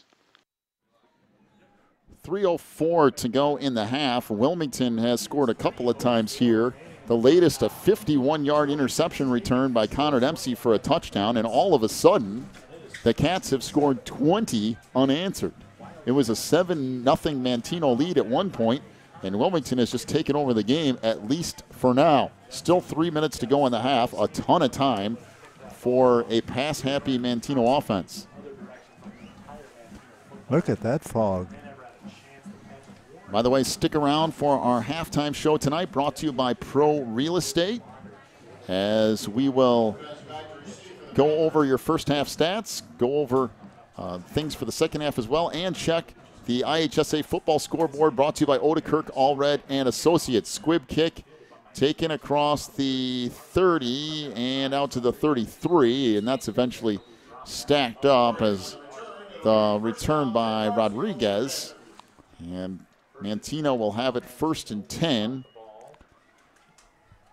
I think that was Antonio on the tackle. Looks like the ball will end up at about the 33. Well, I don't know. They're still trying to decide where to put this thing. 31-yard line, 1st and 10 for Manteno. 2:58 to go in this first half. And what has been kind of a sloppy game at times, but it's been more or less fun to watch. Yeah, it's kind of, that's just what I was thinking, entertaining. It's been a very entertaining game. Once you got past those first jitters, Warren out of the gun, drops back, fires right side. There is nobody out there except a wide receiver across the 40 to midfield. 45-40 all the way down to the 35-yard line. That's Cameron Rodriguez, a 6-foot, 180-pound senior. I don't know what happened there, but everyone lost track of that play. Wow, he was all alone, man. I mean, a gain of 29 yards to Rodriguez. I mean, to be fair to Wilmington, they really haven't used anybody other than the two main cogs in this thing, Lopez and Warren, and Worcester getting a few carries. So 1st and 10 from the 30. Warren fires near side. That's caught, and that might go. And this is going to go inside the 10-5. Fumble into the end zone, and did he recover it before he went out of bounds? He does. Oh, man. That looked like that was going to be a complete disaster at the last minute for Anthony Lopez. A 30-yard touchdown reception. Boy, I don't know. I guess he must have recovered it inbounds. I mean, he caught the ball, made a beautiful move to cut to the outside. Lopez cruised into the end zone, but as he was running in, lost control of the football and almost lost the touchdown. Well, we said Manteno could score in a hurry, and there it is. That didn't take any time at all. The kick here is good, and Wilmington now leads it 20-14 with 2:38 to go in the half. There goes that lead right out the window real fast. I told you this game is something else. We'll be back with more in a moment and listen to the Cats football on the Christian Internet Sports Network. Breezer Construction Company is a proud supporter of Wilmington Wildcats football on the Christian Internet Sports Network. For over 40 years, Breezer Construction Company has led the way in providing quality construction to the industrial, utility, and pipeline industries. For more information on Breezer Construction Company, go to breezerconstruction.com. That's breezerconstruction.com. Or call 815-521-0900. When you need the very best representation on your side, the attorneys and staff at Odekirk Allred & Associates are here to help with extensive professional experience in cases involving criminal defense, divorce, custody, personal injury, residential real estate, and driver's license reinstatement. Odekirk Allred & Associates and its diverse team is prepared to commit personalized attention and aggressive representation to achieve positive outcomes for your most stressful legal issues. Odekirk Allred & Associates has a team of highly skilled attorneys from the area, including Wilmington locals. Odekirk Allred & Associates takes pride in its communication skills and unmatched reputation for success. Contact Odekirk Allred & Associates at 815-740-1700 or stop by their new office location in Wilmington at 1095 South Water Street for your free consultation today. Boy, a good return off of that kick as Antonio Tafoya gets all the way out across the 35-yard line, and Wilmington's going to have decent field position with 2:31 to go in this first half. Wow. You want to talk about grabbing momentum back? That's the way to do it. That's ripping momentum back. I tell you what, Manteno just took that right to you, boy. Well, we said before, you cannot take a play off. No. And you can't relax because they will do just what they did. 2 plays, touchdown. All right, the Cats have it 1st and 10 from their own 37-yard line, and we have a timeout to Manteno. That's the second timeout of the half. They had a confusion with a number of players on the field. Yeah, that defense was not set, and the coaches aren't too happy about that either. Be sure to stick around for our halftime show brought to you by Pro Real Estate tonight. We'll run down the stats from the first half here. We'll have our first full check of the IHSA football scoreboard brought to you by Odekirk Allred & Associates.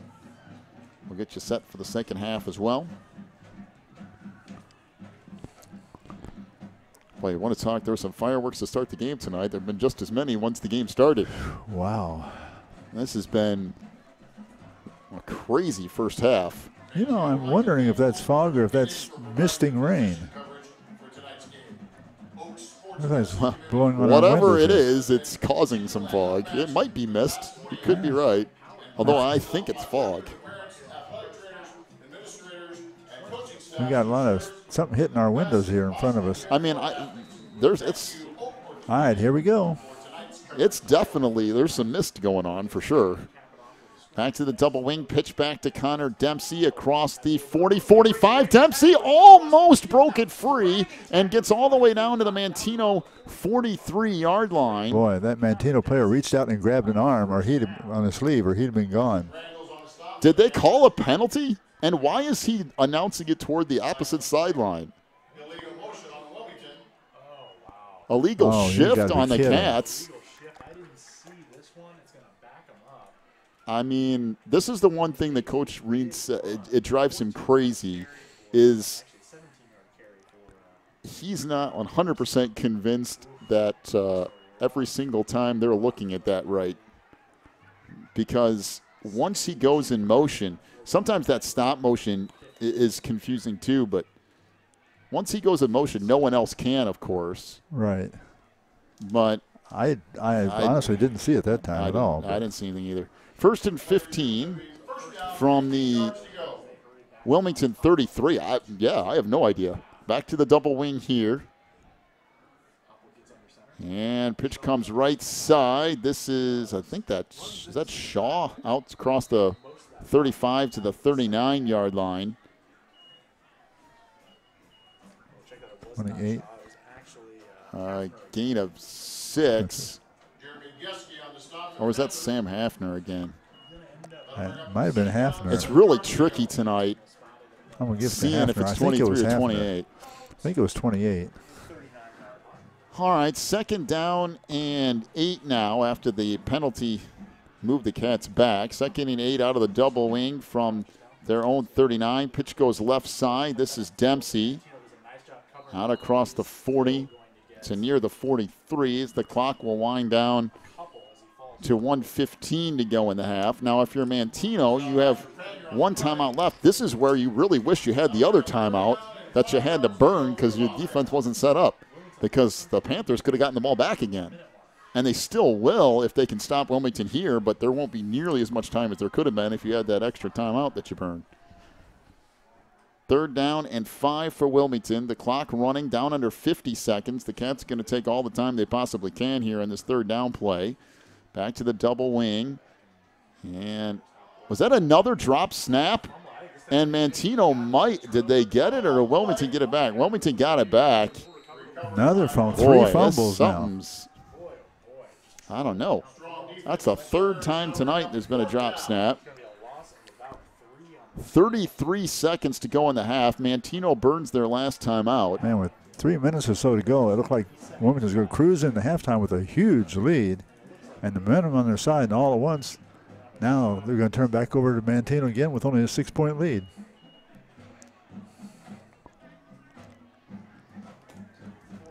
Well, the last time that we heard, the Morris Coal City game was 7-0 Redskins. We'll get an update on that here at the half, along with a bunch of other games going on in the I-8 tonight. They include Piatone hosting Peoria Manual. Lyle is at Harvard. Herscher's at Moments. Reed Custer is at Mononk Fieldcrest. Streeter is at East Peoria tonight. Sandwich is at Ottawa Township. Plano is at Aurora Central Catholic. And then, of course, that Coal City Morris game. That's in Coal City. Wow. We'll have updates on all of those here on our halftime show, brought to you by Pro Real Estate. You don't usually think about football changing direction so fast. Boy, it did this time. 2 times now.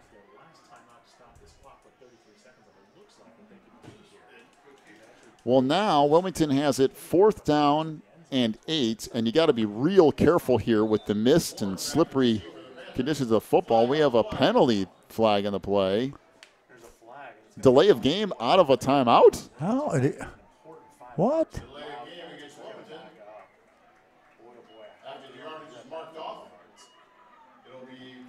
Okay. That's a rough delay of game out of a timeout. That's, boy, you see what that stack of mistakes? Oh, my. It's getting larger. 4th down and 12. I mean, there's been a lot of positives in this first half for sure for Wilmington, but Boy, you can tell it's game one. the negatives are beginning to stack up, aren't they? Wow. All right, so the Cats will get set to punt it away from around the 35. This kick goes straight in the air again and takes a Wilmington roll inside the 40, and will be down at the 37. There's another flag on the play. Oh, Well, what in the world is this one now? Holding on Wilmington.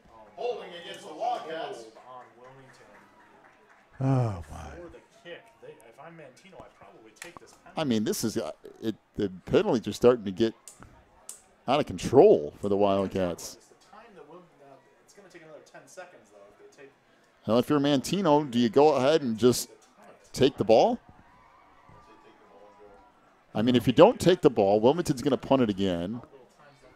That's going to use up another 5 to 10 seconds. You'll be down to 15 seconds left. I'd say they were going to make them kick the ball, and they're going to try to hope for some kind of a You've turnover. got a good kicker. The wind's at your back. You don't need to get all the way to the end zone. So all you really need is, 30 yards or so, and you could at least take a shot at a field goal. But Wilmington's going to kick it again, I guess. Holding on Wilmington, the play is accepted and will be marked off. Now, the positive thing here for Manteno is by the time that this punt is kicked, Manteno's going to have the ball in Wilmington territory easily, maybe deep in Wilmington territory. There might only be a time for a play or two, but boy, I've seen some rough game ones. This is right up there. They had a little section there where it went really good. So this kick goes straight up, and a fair catch called for and made at the 39 with 18 seconds left. So if you're Manteno, you could squeeze out a couple of plays here, maybe take a shot at the end zone. If you get 15, 20 yards on the first play, you for sure got a kicker that's good enough to take a run at it if you get another 5, 10 yards. I mean, just keep in mind that there is a pretty strong wind at this point at the back of Manteno. Misty rain blowing across from left to right, so from right to left. You don't have to get a whole lot here. No. To give Flores a shot at it. Trips receivers to the near side, one to the far. Warren out of the shotgun. 1st and 10 from the Wilmington 39. Chops back, fires near side. That is incomplete. Boy, that was really close to being pass interference. Yeah, I thought so too. I thought so. That could have very easily been another penalty on Wilmington. He's talking to the ref now. I mean, that's it. I've seen a lot tamer called pass interference. I believe I'd have called it. 12 seconds, 12.9 exactly to go here in the half. Of course, Wilmington's had enough calls against them already. So. That's true. That was intended for Lopez. Now out of the shotgun again is Warren. What you don't want if you're Manteno is a sack, though. Snap back, swing pass over here to the near side. Caught, and this is going to get out of bounds around the 30-yard line. That is Anthony Lopez, who gets it down to near the 32-yard line with 6 seconds left. And now I think Manteno is going to have to take a shot at the end zone unless you have a lot of confidence in your kicker. I mean, I'd be tempted to go ahead and try it. I guess they're gonna throw it in the end zone. I'd be tempted to go ahead and let that kid kick the football. I think with that amount of wind at his back, and from what I've seen so far, it's at least something they could consider. All right, so probably one more shot at things here. 3rd down and 3. Warren drops back to pass, fires deep down the sideline, and that is incomplete. That's really good coverage by the Cats. Double coverage back there. Pass was intended for Tyler Irvin, and 0.2 seconds remaining on that scoreboard. Try one more shot at the end zone. It'll be interesting to see what Manteno tries to do. Strong wind blowing now. That's .2 seconds left on that scoreboard. So Manteno will get one more shot at it here. Players. So Warren getting the play from the sidelines. It looks like it's going to be fourth down pass play here. He's got a man in the backfield. Trips receivers to the far side, one back to the near. Out of the gun now is Warren. One more shot. This is it for the half. Swing pass near side. And this is going to eventually get run out of bounds around the 20 by Lopez. And that ended up a gain of 11 yards for Lopez off of that reception. And at the half, Wilmington leads it 20-14 over the Manteno Panthers. All right, welcome into the halftime show brought to you by Pro Real Estate. A big thank you to Pro Real Estate for stepping up and sponsoring the halftime show here tonight.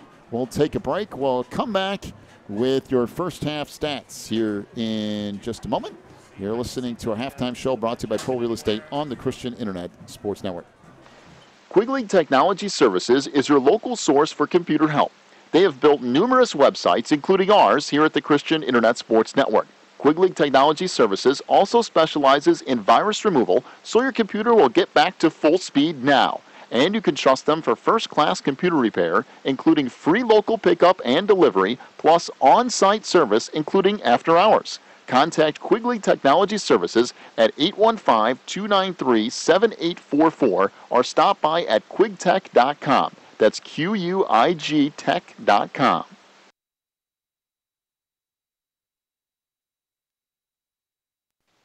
If you're looking for more information on Wilmington Wildcats football, then check out the Catbackers every Wednesday at 7 at Tuffy's. Each week, Coach Reentz goes over game film, takes questions from the audience, and presents the Offensive and Defensive Player of the Week awards. Plus, you'll get to hang out with other Wildcat fans and get the inside scoop on next week's game. So be sure to check out the Catbackers every Wednesday at 7 at Tuffy's. Warren's Collision Center is your hometown body shop. Your vehicle will get expert care with their drive-on frame rack and in their Bink spray booth. Warren's offers free estimates, pickup and delivery service, and they will get you set up with a loaner car while yours is in the shop. Warren's Collision Center is located at 242 North Front Street in Braidwood, or online anytime at warrenscollision.com. That's warrenscollision.com. Warren's Collision Center, where they care beyond the repair. Teresa's Family Styling Salon in Wilmington is an all-ages salon that will style your hair for that special look. They offer cuts, perms, and coloring for any fashion. They also carry Paul Mitchell and Brocato products. Teresa's Family Styling Salon is located in the Southgate Plaza in Wilmington, and you can call for an appointment at 815-476-1955. That's 815-476-1955. Pro Real Estate is a family-owned business established in 1983. Its staff and sales agents work in all areas of real estate sales, from first-time homebuyers to experienced investors. Located at 506 South Water Street in Wilmington, clients are welcome to stop by to discuss their real estate needs or visit our website at pro-homes.net. For a private consultation, contact us at 815-476-7916. Big thank you to Pro Real Estate for sponsoring our halftime show here this year. Be sure to stop by pro-homes.net and check out all that they have to offer. As we get to the half here tonight, a 20-14 lead for Wilmington.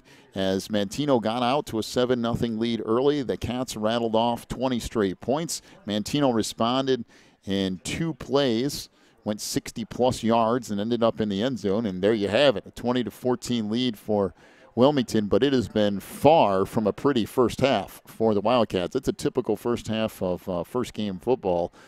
Just a myriad of mistakes. But the good thing for Wilmington is when things have been running right and all the mistakes are being made, the Wilmington offense has looked pretty good. And for the most part tonight, the Wilmington defense has looked pretty good. There have been a couple of plays here and there that have been a little rough, but for game one, not too bad when you're facing a heavy pass attack in week one, and you're trying to figure out what's going on across the board.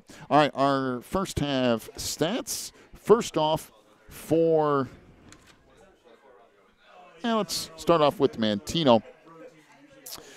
Passing the football tonight, Shane Warren is rushing the football tonight. I don't want to get too far ahead of myself. Rushing the football tonight. Shane Warren, 7 rushing attempts for negative 14 yards and a touchdown. Now, of course, we include sack yards as negative yards. So 7 rushes for negative 14 yards. He also had a 6-yard touchdown run, though, did Shane Warren. Davey Worcester, 5 rushing attempts for 23 yards. On the night, first half, Manteno, 12 rushing attempts, 9 yards.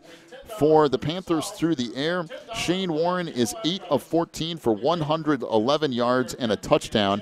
Anthony Lopez has 7 receptions for 82 yards, including a 30-yard touchdown reception. The only other person to really do anything in that first half was Cameron Rodriguez, who ended up with a 29-yard reception because everyone was keying on the other 3. And that opened up some room for Rodriguez. And he ended up cruising down the field for 29 yards. Manteno, 9 rushing yards, 111 through the air, 120 yards of offense from Manteno in the first half. And they also had an interception. I forgot to throw that in for Shane Warren. 8 of 14, 111 yards, 1 touchdown, and 1 interception in that first half. For Wilmington, rushing the football, Keaton Hopwood, 2 rushing attempts for 4 yards in that first half. Connor Dempsey, 73 yards on 11 carries, including a touchdown run. Trey Shaw, 41 yards on 6 carries in that first half. And Sam Hafner, 4 carries for 12 yards and a score. Wilmington has done nothing through the air. Matter of fact, they have not attempted. Or did they attempt one pass? Well, I don't think they attempted a pass in that first half. No attempts, I don't think. Rushing the football, Wilmington 23 rushing attempts, 130 yards, and 2 touchdowns. The other touchdown came on a 51-yard interception return for Connor Dempsey. The Cats have had their troubles hanging on to the football tonight. It's been fumbled all over the place. They've managed to recover those, but it's been that, along with penalties, have been kind of the difficult area for the Wildcats to navigate tonight. Well, sometimes Wilmington has looked like, boy, a great team. Just started out the year fantastic. And other times, they're shooting themselves in the foot with fumbled snaps and mistakes made and penalties gotten. And, boy, they've been their own worst enemy so far today. But they have been at times hitting on all cylinders, and they've shown that they can really run the ball against a good team. Well, Wilmington leads at 20-14 over Manteno here at the half. We'll take ourselves another break. When we come back, we'll get a full check of the IHSA football scoreboard, brought to you by Odekirk, Allred, and Associates. The first check of that for the year. We'll be back in a moment. You're listening to the Halftime Show, brought to you by Pro Real Estate at pro-homes.net. Breezer Construction Company is a proud supporter of Wilmington Wildcats football on the Christian Internet Sports Network.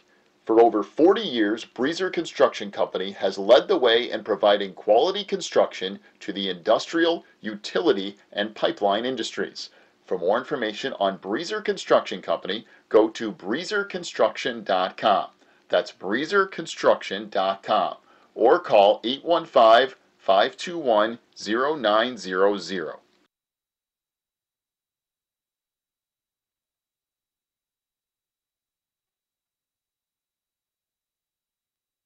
When you need the very best representation on your side, the attorneys and staff at Odekirk, Allred & Associates are here to help with extensive professional experience in cases involving criminal defense, divorce, custody, personal injury, residential real estate, and driver's license reinstatement. Odekirk, Allred & Associates and its diverse team is prepared to commit personalized attention and aggressive representation to achieve positive outcomes for your most stressful legal issues. Odekirk, Allred & Associates has a team of highly skilled attorneys from the area, including Wilmington locals. Odekirk, Allred & Associates takes pride in its communication skills and unmatched reputation for success.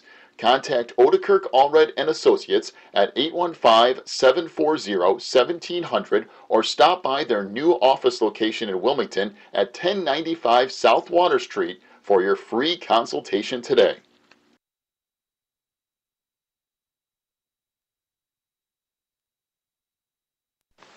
Quigley Technology Services is your local source for computer help. They have built numerous websites, including ours here at the Christian Internet Sports Network. Quigley Technology Services also specializes in virus removal, so your computer will get back to full speed now.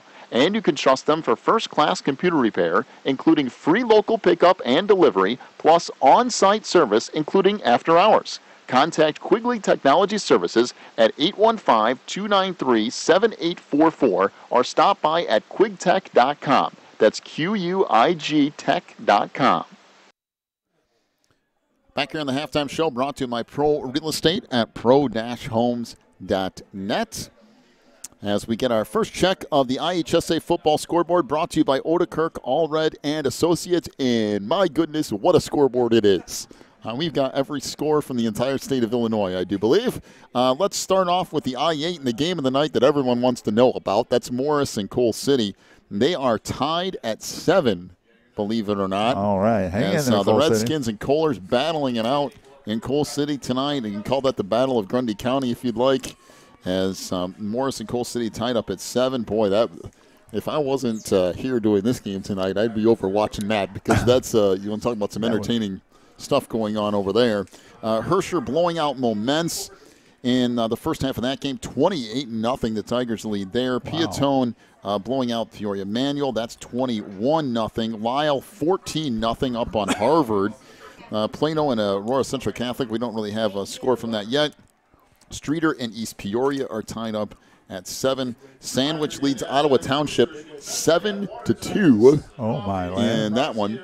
Reed Custer and Monarch Fieldcrest are in a shootout as Fieldcrest leads that 26-20. And Seneca leads Westmont 20-0. That is your I-8 scores. Now, other scores from around, well, everywhere, I think. We have Wheaton Warrenville South 9-0 on Mateo Valley. Let's see, Marist 9-7 lead. I guess that's probably on Bremen. Brother Rice, okay. Lincoln Way Central and Richards are scoreless. Lincoln Way West is absolutely annihilating Case. That's 41-0. Of course, Lincoln Way West has made a couple of deep playoff runs the last couple of years.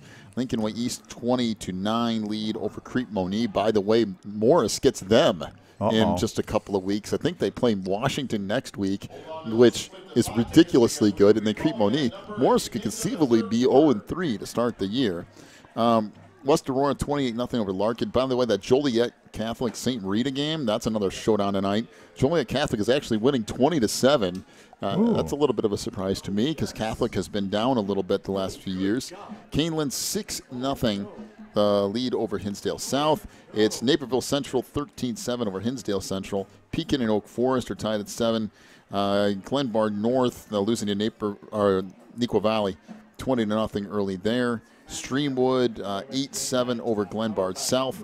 Oak Park leads Wabansie Valley 17-14. St. Viator 6-3 over Mount Prospect. Simeon 12-0 over Naperville North. I have no idea what that is, but Glenbard. Oh, okay. Maine South. Oh, no wonder. Maine South 21-0 lead over Glenbard West. Maine South has been a powerhouse forever. And let's see. Glenbard East 27-0 lead in Elgin in that one. Let's go to the rest of our scoreboard and a few more area scores, if you will. The Yorkville leads Kankakee 3-0. Also, IC Catholic, get this, leads Belleville Althoff 43-0. Oh, no. Aren't you glad that they're up in 4A this year? Bradley Bourbonnais tied with Grant. That's 14 apiece there. Andrew and Thornton Township are tied at 0. Oswego East 7-0 over Plainfield East. It's Plainfield South 14-7 over Minooka. Really? Boy, is that a huge battle. You realize Plainfield South and Minooka are only like 5 miles from each other, right? Oswego 21-0 over Plainfield Central. It's Tinley Park 13-0 over St. Edwards. Okay. Let's see. Joliet Central and Romeoville. Oh, my goodness. If there's a chance for either one of them to win a game, that would probably be it. As that's 0 apiece. I'm not trying to say anything, but it's been a rough decade or so. Joliet West losing to Plainfield North at the moment, 16-9 the lead for Plainfield North over Joliet West. Rolling Meadows 35-0 over Glenbrook South. Dwight and Marquette tied up at 7 apiece. That's interesting. Lamont 9-7 over Batavia. Buffalo Grove 7-6 over Downers Grove North. It's Bolingbrook 14-0 over Downers Grove South. Bishop McNamara, by the way, which is another powerhouse team in 3A this year, 47-13 over Bloom. And the rest of these don't really have a score as of yet as we go through the IHSA football scoreboard. By the way, I hope that Joliet Central and Romeoville win games. It's just it hasn't been so good the last number of years. I mean, you hope all those area teams can win games, but I'm just being honest. The I-8, let's go back to that one more time here. Herscher 28-0 over Momence. Piatone 21-0 over Peoria Manual. Harvard Lyle 14-0 over Harvard. Streeter 7-7 tie with East Peoria. Sandwich leads Ottawa Township 7-2. Reed Custer trailing Minot Fieldcrest. That's 26-20. Seneca 20-0 lead over Westmont. And literally just at the moment, a couple of score changes. Morris now leads Coal City. That game 13-7. They are in the third quarter, so the Redskins up now 13-7. And Piatone now a 28-6 lead over Peoria Manual. And I think that's everything we got at the moment. My goodness, is that a scoreboard update? The IHSA football scoreboard brought to you by Odekirk Allred and Associates. Take a break. We'll come back with the second half in a moment. Wilmington leads at 20-14 over Manteno, about 2 or 3 minutes away from our second half kickoff. We'll be back in a moment with that. Big thank you to Pro Real Estate at pro-homes.net for sponsoring the halftime show. And we're back with your second half kick in a moment on the Christian Internet Sports Network. Phelan Acres Bible Church is the perfect place if you are looking for a church to call home. They have services every week, including Sunday school at 9:45, morning worship at 11, and Wednesday night prayer meetings at 7. Phelan Acres Bible Church is located at 26009 Willow Lane in Wilmington, Illinois. And for more information, call 815-476-7818. That's 815-476-7818.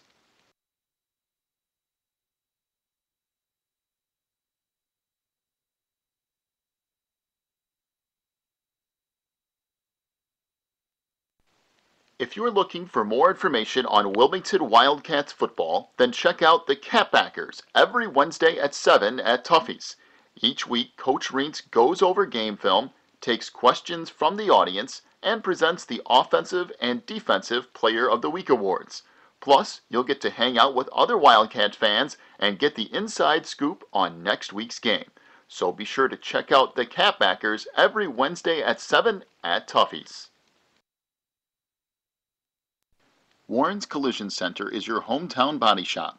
Your vehicle will get expert care with their drive-on frame rack and in their Bink spray booth. Warren's offers free estimates, pickup and delivery service, and they will get you set up with a loaner car while yours is in the shop. Warren's Collision Center is located at 242 North Front Street in Braidwood, or online anytime at warrenscollision.com. That's warrenscollision.com. Warren's Collision Center, where they care beyond the repair.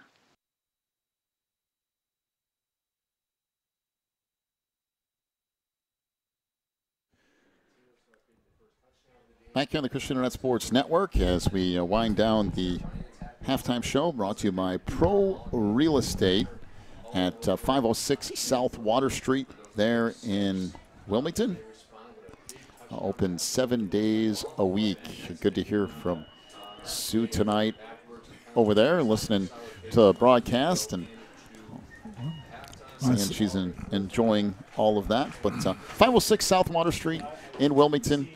If you want to stop by and see Pro Real Estate or visit at pro-homes.net. Well, second half, and what's Wilmington need to do? Clean up the mistakes. Yeah, it's been a rough first half, and in some ways a very good first half. Yeah, but it's been a tad rough for Wilmington.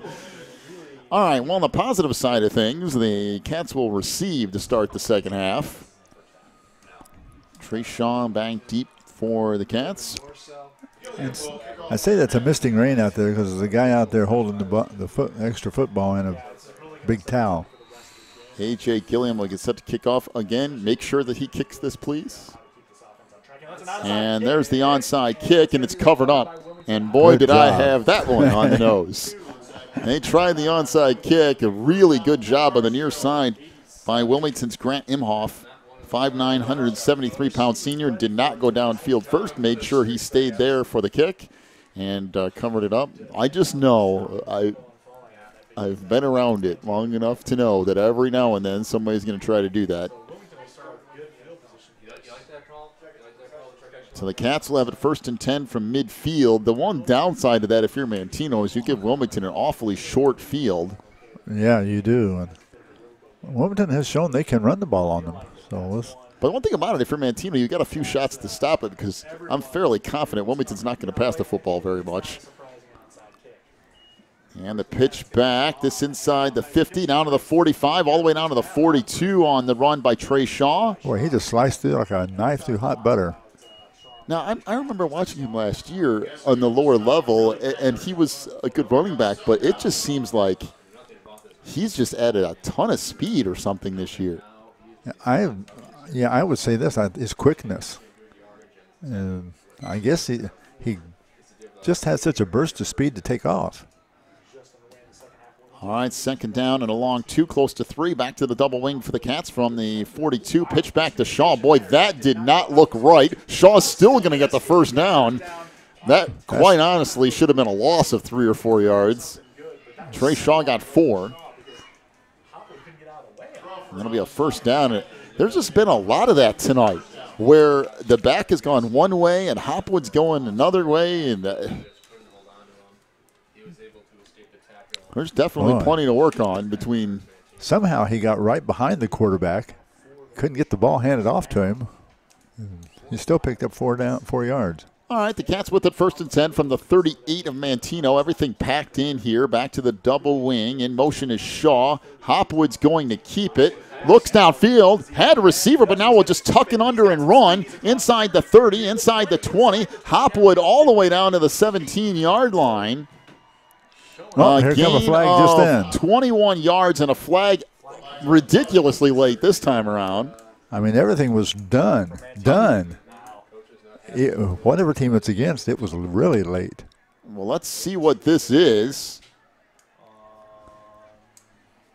I think it must be against Manteno. They're looking. No, it's got to be against Wilmington the way they're going backwards. So the ball's at the 18. Holding on Wilmington. I mean, now granted, there might be holding there, but if you're throwing that flag 5 seconds after the play is over, play is done. That's where I start having a problem if I'm Coach Rings. Like, now that was that was absurd. That might be the right call, but it's got to be made a little quicker than that. So 1st and 10 for Wilmington. It's still a 1st down. The ball down at the 28-yard line. Gain of 11. I don't know. Oh, well. Hopwood under center, takes the snap, and that didn't look particularly smooth either, but it ends up getting 4 yards or so. It might just have been the way he handed the ball off or pitched it back or something. That's Connor Dempsey with a gain of 4. As, by the way, there goes Trey Shaw, so Sam Hafner, the 5'8", 156-pound senior, back in for the Cats. After a gain of 4, bring up 2nd down and 6. It is, and that's what this Wilmington team does to this offense, just wears you down and wears you down and wears you down. Again, the ball at the 24. This pitch back. This is Hafner, cuts it back, lost his footing for a second, and he'll have enough for the 1st down for sure, down around the 16-yard line or so. A gain of 8 for Sam Hafner. Fantastic job of following his blocker. He just was patient and went right behind him, right down through there. Sam's showing really some signs of really good quality running. I will say that the 3 backs that have been rotated around tonight have done a phenomenal job. I'm continually surprised at what the Cats are getting out of Trey Shaw. I mean, I thought he would be a good running back, but boy, is he really hit it hard tonight. Off the right side, this is Hafner. Big hole. Hafner shoving his way inside the 10, all the way down to the 5. Boy, that line was just pushing the whole pile back. And that will be another first down, a gain of 11 and a Wilmington first down. I mean, that was just, we're going to line up and shove the line forward. Yep, Sam Hafner with the gain of 11. Wilmington will have it first and goal from the 5 of Manteno. Boy, that was just power right there. They didn't give Manteno a chance to get their feet under them. So Hopwood back under center here. First and goal from the 5. Back to the double wing for the Cats. As Hafner stays in, he will get the pitch. That just didn't look, it was kind of stacked up by the Manteno defensive line. And it looked like somebody didn't make a cut in the right place. I believe that's Jeremy Geske, the 6'2", 285-pound junior who managed to kind of mess that whole thing up. And a gain of maybe a yard. That's about it.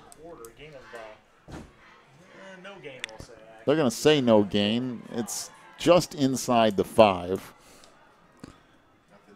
So second down and goal. As back to the double wing again with Hafner staying in there. Pitch back to Dempsey. And he will just cruise into the end zone. Cut it back a little bit. I thought he would have to work for that, but he didn't. As he effectively just walked in. And Wilmington on the board again, 26-14 with 8:24 to go in the third. Boy, that was good running. I honestly know. Can Wilmington stop Manteno? I'm not sure, but I'm fairly certain that Manteno on a regular basis cannot stop the Wilmington offense. I mean, maybe every now and then, but depends on if Wilmington makes mistakes to shoot themselves in the foot. That was effective running there. Well, yeah, I mean, that's been the one thing tonight is that Wilmington has made their share of mistakes for sure.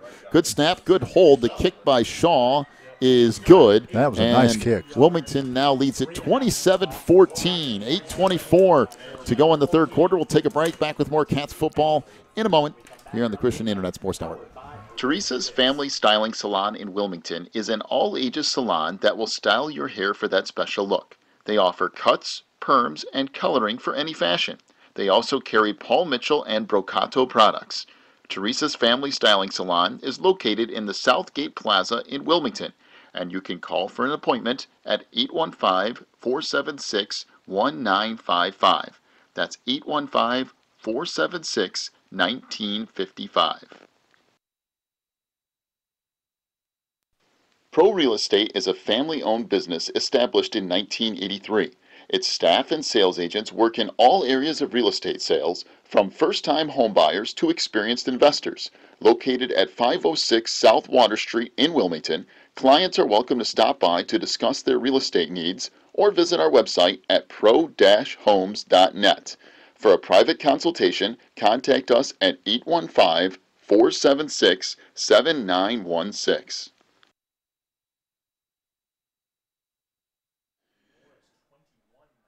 $8:24 to go here in the third quarter. 27-14 is the lead for Wilmington as those get set to kick off right to left from the Wildcats 40. Morse is up 21-7 now.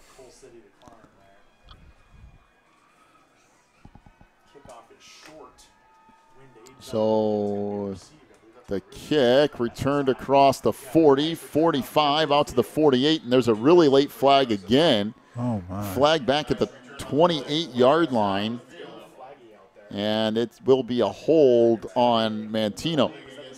Wow. Actually, there's two flags out there. I'm assuming they're both for the same thing, but sometimes the hole opens up just a little bit too much, right? So that will back Manteno up a little bit here, but as we've seen earlier, that doesn't mean a whole lot. Distance is no problem. They can cover a lot of yards quick. Time isn't a problem either. No. You can keep them in check for 6, 8, 10 minutes in a row, and all at once they score once or twice. Boom, boom. The only problem with that is what we saw in the first half, which was the 51-yard interception return by Connor Dempsey for a touchdown. Yes. Every now and then you'll get that when you pass the ball so much, but when you have such speed and athletic ability that Manteno possesses, handoff, that's spinning away as Worcester, and that's a lot of running and a lot of effort to get maybe a yard. I mean, he broke about 3 or 4 tackles. And Worcester, I don't even know if they're going to give him a yard. Yes. Yep, a yard. Second down and 9. It's 5 for 23 in the first half. All right, so Manteno facing second down and 9. So looks like 2 receivers to the far side, 1 to the near, and coming on late was Logan Kona out of the backfield. Pressure, Warren makes a move, gets to the outside, and is eventually ridden to the ground by Cameron Holman. There's a really late, I mean, come on now, that flag was literally 5 seconds after the play. So so a personal foul on Wilmington. I mean, okay, maybe it's a whatever it is. Some of this stuff has got to be called earlier.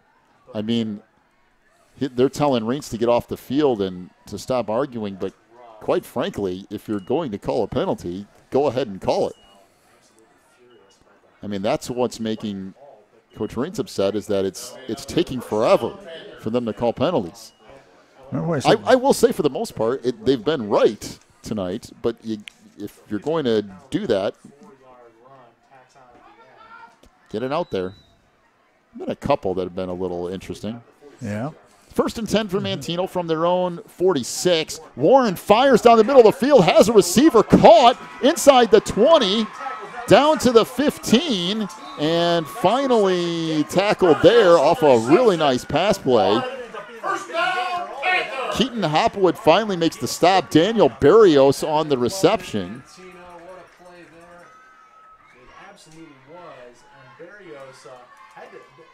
Oh, 45 yards on that pass play. 45. And again, this time Wilmington got no pressure on the quarterback at all again. They dropped back with all the guys, and they got bit. All right, Manteno on the move again. That's not really all that surprising. Warren rolling left side. Look, dropped the football, and it's going to be sacked all the way back at the 30-yard line. Wow. Holman finally tackles him back at the 30, and it just looked like Warren dropped the ball. Yeah, he did. That's what it looked like. They're going to put it all the way back out of the 33. I'm not really sure that's a great spot either, but well, it's pretty close. That's where they're going to put it. I mean, a loss of, oh boy. That's a lot. A loss of 18? 18 yards. So 2 receivers to the far side, 2 back to the near. Again, though, Warren in this offense can pick up chunks of yards in a hurry. Oh, yeah. And it's second down. And remember, they do have a kicker with a good leg, too, so that is always an option if they get closer. Warren looks right side, fires, and the receiver wasn't even looking. Anthony Lopez was looking downfield, and he was standing there. He just didn't turn back to look for the ball. He must have been thinking it was something else.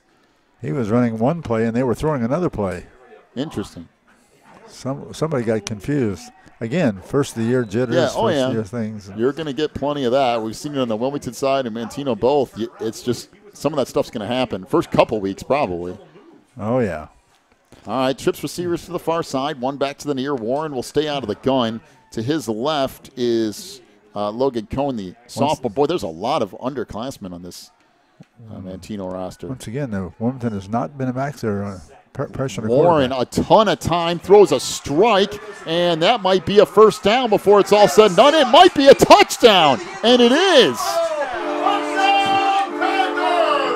My goodness. 3rd down and 18, and Berrios ends up with a touchdown. So a 33-yard touchdown reception, and that just really was Wilmington not tackling. Wilmington not tackling, and they did not pressure the quarterback. They have him 3 times in a row now. They've dropped back. That should have been 5-10 yards short of a first down. And it ends up going for a touchdown. Good individual effort from Berrios for sure. 27-20, 5:55 to go in the third. Good snap, good hold, and the kick is blocked. So it will stay 27-20. Boy, that's a big play by Wilmington special teams to make it a 7-point lead. So 27-20 the lead for Wilmington. We told you, Manteno 3rd and 18. That doesn't mean anything. If you don't keep pressuring at quarterback, he'll make you pay for sure. Yeah, he will. All right, we'll take a break. Back with more Cats football in a moment here on the Christian Internet Sports Network.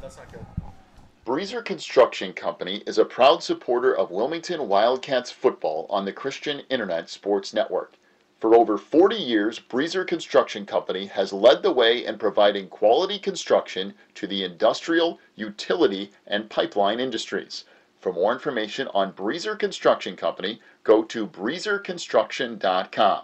That's breezerconstruction.com. Or call 815-521-0900.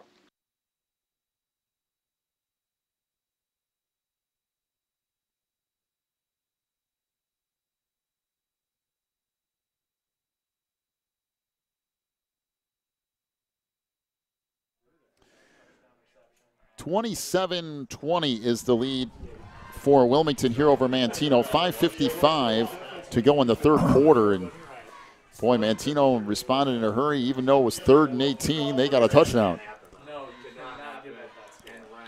Berrios making a nice second effort, and Wilmington blowing the tackle. Should have had him. Well, somebody's got to come catch the kickoff as Shaw picks it up at the 25, across the 30, out near the 40. And speaking of stuff that could have been called a penalty, Trey Shaw ran all the way out of bounds, came back in and picked up the football. Technically, you're not allowed to do that. I am pretty sure you can't do that.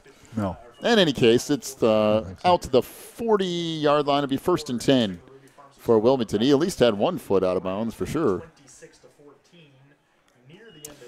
So 5:49 to go in the third. And if you're Wilmington, though, there's no sense to really get bent out of shape. The way they've been moving the football, as long as they keep scoring, they'll be all right. 1st and 10 for the Cats from their own. We'll call it the 39. Back to the double wing again. Pitch back. Dempsey. There's not a whole lot there. He actually did a pretty good job to pick up 3. As that closed in a hurry as Rodriguez ends up with a tackle for Manteno. Gain of 3 to bring up 2nd down and 7 for Wilmington. Boy, every time you think you're getting safe, you give up a big play. I will say, if Wilmington ever throws the football, it's going to probably shock everybody in the stadium. It will. Oh, boy. So 2nd down and 7. Back to the double wing here. Hopwood under center. He'll pitch it back. This is Dempsey again across midfield. He's got a 1st down, still going. He ran right over the top of 2 defenders. All the way down to the 47-yard line of Manteno. So a gain of 11 yards and a Wilmington 1st down. Again, the way they're picking up yardage. Comes big 78 back in there again. Yeah, so Jeremy Geske, 285-pound, 6'2 senior. Right next to him is Margarito Carrera, 6'3", 209 pounds. And on the far side is Thomas Ham, 6'1", 329. Pitch goes right side. This is, I think that's Shaw, as he'll pick up 3 or 4 yards on 1st down. Tackled from behind by Rodriguez, who tracked him down. Bring up 2nd down and 7. Sam Hafner back in for Wilmington, replacing Trey Shaw.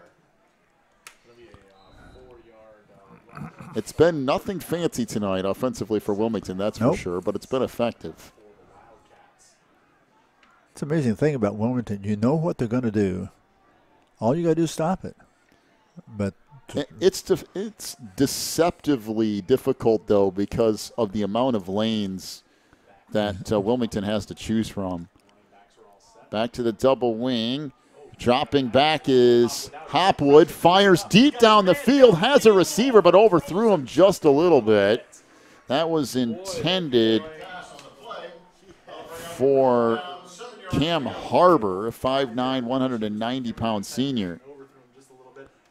And he had him, but that would have had to have been almost a perfect throw. Yeah, there was sufficient defense in making it tough to complete that. But he had him open by about 4 or 5 yards.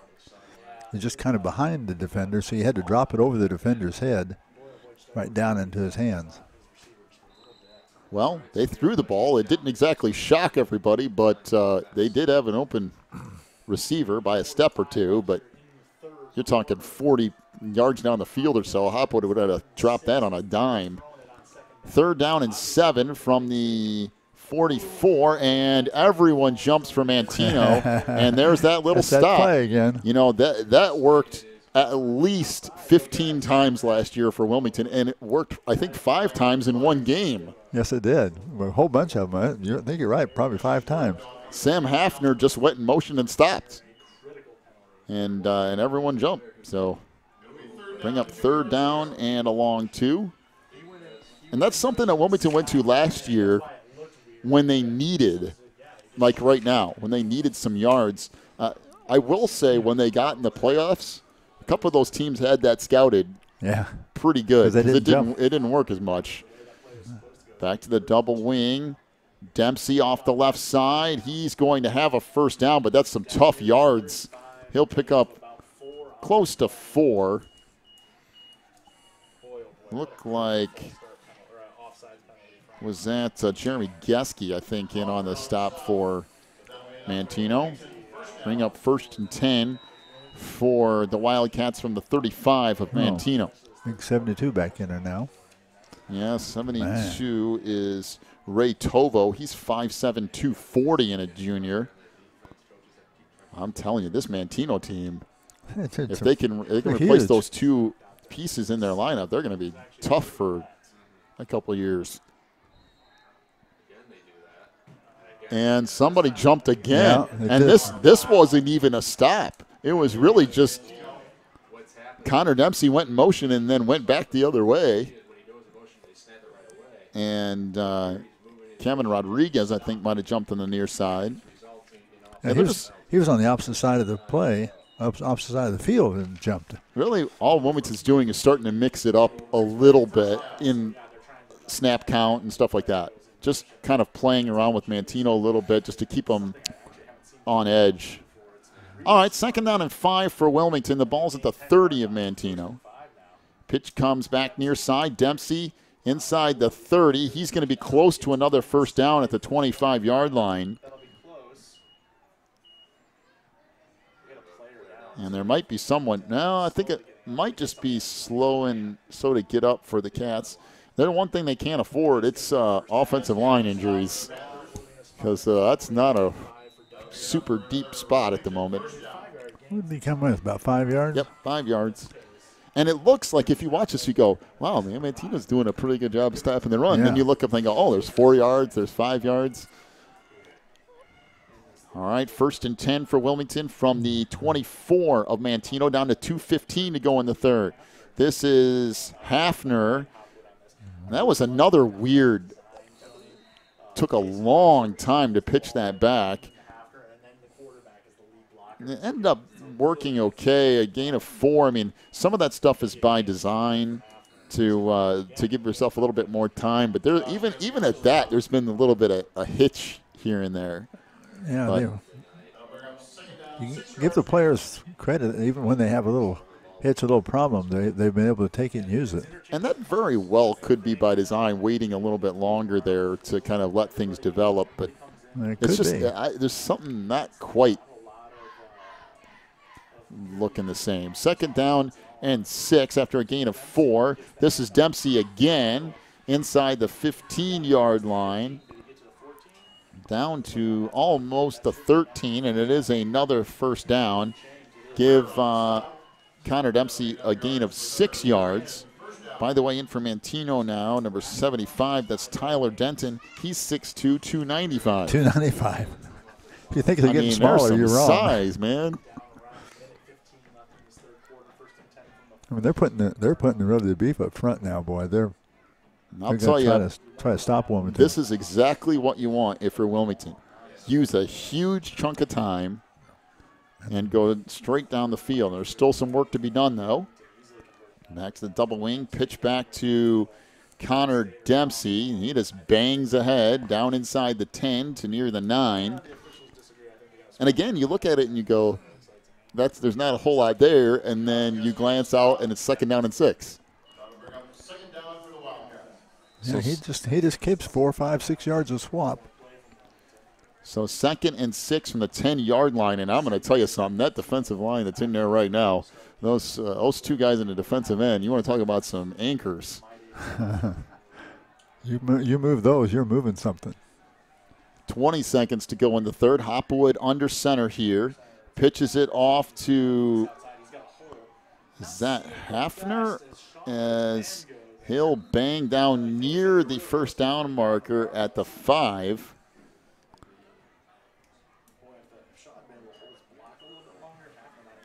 I think that was Trey Shaw back in there. What was that about? Gain of about 5, close to 6. We're at the end of quarter number 3. 27-20 is the lead for Wilmington as we go to the fourth quarter. Wilmington facing a key 3rd and 1 after this timeout. You're listening to Wilmington Wildcats football on the Christian Internet Sports Network. When you need the very best representation on your side, the attorneys and staff at Odekirk Allred and Associates are here to help with extensive professional experience in cases involving criminal defense, divorce, custody, personal injury, residential real estate, and driver's license reinstatement. Odekirk Allred and Associates and its diverse team is prepared to commit personalized attention and aggressive representation to achieve positive outcomes for your most stressful legal issues. Odekirk Allred and Associates has a team of highly skilled attorneys from the area, including Wilmington locals. Odekirk Allred and Associates takes pride in its communication skills and unmatched reputation for success. Contact Odekirk Allred and Associates at 815-740-1700 or stop by their new office location in Wilmington at 1095 South Water Street for your free consultation today. 27-20 is the lead for Wilmington here over Manteno as we go to the fourth quarter. The Cats will have it 3rd down and slightly less than a yard at the 5-yard line of the Panthers. And Wilmington will finish out the night going into the wind. So that could potentially mean something down the stretch too. 3rd down and a yard. Hopwood gets a shove from behind. He's going to get all the way down near the goal line. He's down to about the 1-yard line. And it will bring up first and goal from 1 yard out for Wilmington. 11:54 and counting here. And again, if you're the Wildcats, churning some yardage up and killing a huge chunk of clock is exactly what you're trying to do. And they blew the clock dead for some reason and restart. Maybe it was just to reset the football. Well, Wilmington back at home next week for the first time here in 2018. Talk about that here in a second. Back to the double wing. Hopwood going to keep it himself, and he only needed a yard, and he's got it. Keaton Hopwood in for a 1-yard touchdown run on the quarterback keeper, and that will make it 33-20, the lead for Wilmington. 11:23 to go in the game, and Trey Shaw will come on to attempt the extra point here. Well, that was a nice, long, sustained drive. That's methodical, boy. I think that ended up being, 12, 13 plays on the drive? And they end up using a ton of clock. We're actually into the fourth quarter now. And the Cats attempting the extra point here. Just about 6 minutes, pretty close. 33-20. Good snap, good hold. The kick, I don't know if that was a bad hold or a bad kick, but either way, that didn't go anywhere. And it will stay 33-20, the lead for Wilmington. 11:23 to go in the game. Take a break. Come back with more Cats football in a moment on the Christian Internet Sports Network. Quigley Technology Services is your local source for computer help. They have built numerous websites, including ours, here at the Christian Internet Sports Network. Quigley Technology Services also specializes in virus removal, so your computer will get back to full speed now. And you can trust them for first-class computer repair, including free local pickup and delivery, plus on-site service, including after hours. Contact Quigley Technology Services at 815-293-7844 or stop by at quigtech.com. That's QUIG tech.com. Phelan Acres Bible Church is the perfect place if you are looking for a church to call home. They have services every week, including Sunday school at 9:45, morning worship at 11, and Wednesday night prayer meetings at 7. Phelan Acres Bible Church is located at 26009 Willow Lane in Wilmington, Illinois. And for more information, call 815-476-7818. That's 815-476-7818. 33-20 is the lead for Wilmington here. 11:23 to go in the game. Next week, Wilmington is at home against Coal City. Coal City battling out with Morris tonight, and that game just about ready to go final if it hasn't. 21-7, Morris leads Coal City. Coal City giving them a good battle. Oh, yeah. Well, there's another flag. Somebody's offside.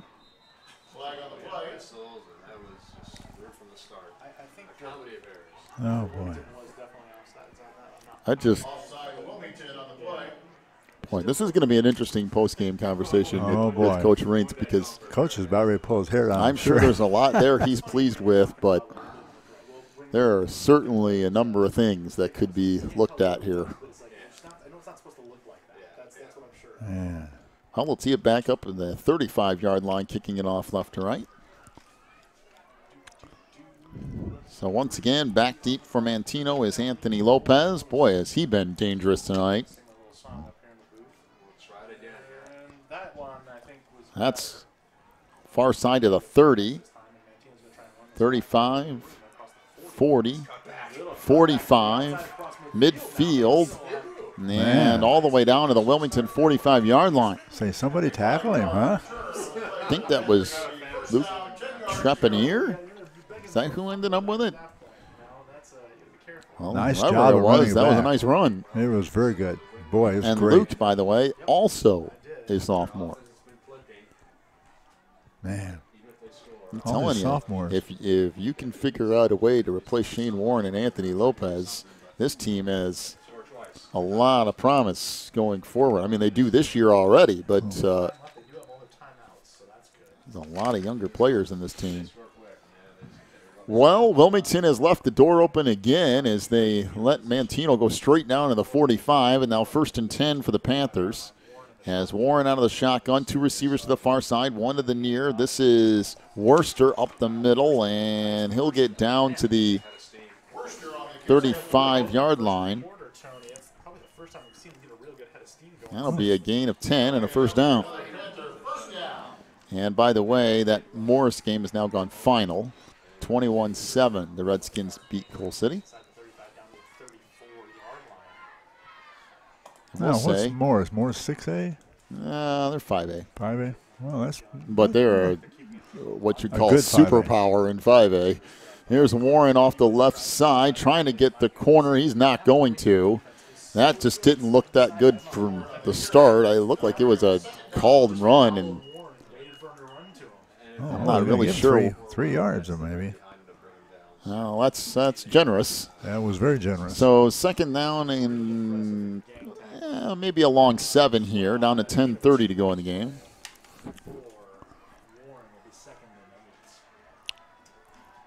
Well, now trips receivers to the far side, 1 to the near. I know one thing, I'd be blitzing me somebody back on that quarterback. Yeah, just a down lineman against the size of this offensive line makes it tough. Firing over the middle, that's incomplete. Boy, that's nice coverage. That was good coverage. Over the head of Anthony Lopez, and it ends up falling incomplete. Yeah, there was a Wilmington defender that got in front of him, and he had to throw it high over him. Well, Warren was he was trying to fit that in a very small window and actually got pretty close to it. Way too close. So bring up 3rd and 8, 10:03 to go. The problem here, if you're Manteno, is if you don't convert on this drive, the way Wilmington has chewed up clock, you could find yourself in a little bit of trouble. Actually, a lot of trouble. And Anthony Lopez has to come off the field. So on 3rd and 8, that's not the person you like to see on the sideline necessarily if you're Manteno, but everyone needs a little bit of a breather. Two receivers to the far side. One receiver will come in motion back to the near. Warren drops back to pass. He fires out in the flat, and that gets blown up after a gain of maybe a yard. Ending up with it was Cam Rodriguez as Rodewald blew that thing up in a hurry. And it will bring up 4th down and 6 with 9:45 to go. So Anthony Lopez back in. Well, here we go, 4th down and 6, and the way Wilmington's moved the football tonight, this could be for all the marbles, as it were. So Warren will be out of the gun. 2 receivers to the far side, 1 to the near. 4th down and 6 from the Wilmington 30-yard line. Worster to the left of Warren. Warren jots back to pass. Pressured, tries to get away. Going to run for the first down, and he's not going to make it. Wow, what a nice tackle job over there by Cameron Harbor. He just came up and dropped Shane Warren. That is a beautiful tackle by Harbor.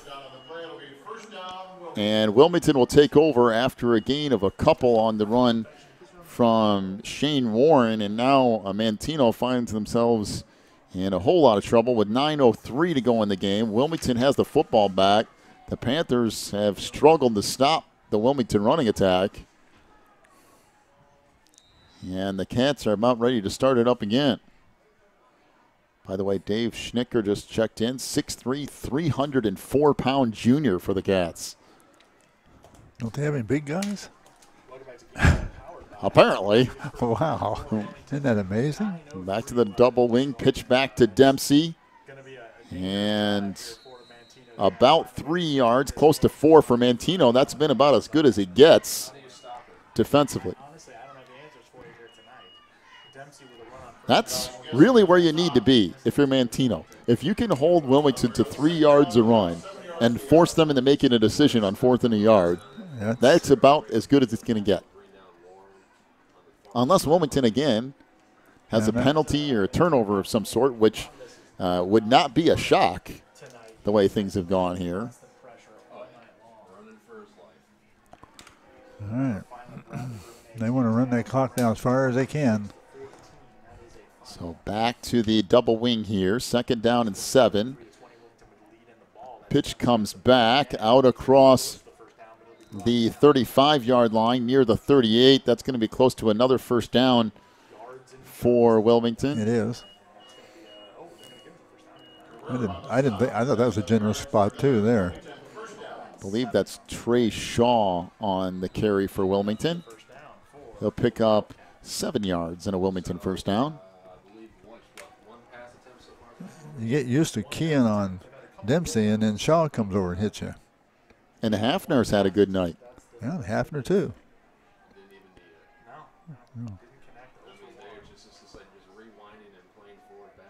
So back to the double wing here. Down to 2 seconds on that play clock. Pitch comes near side. Shaw, a whole lot of room. Jumps over somebody on the ground and ends up all the way out near the 48-yard line.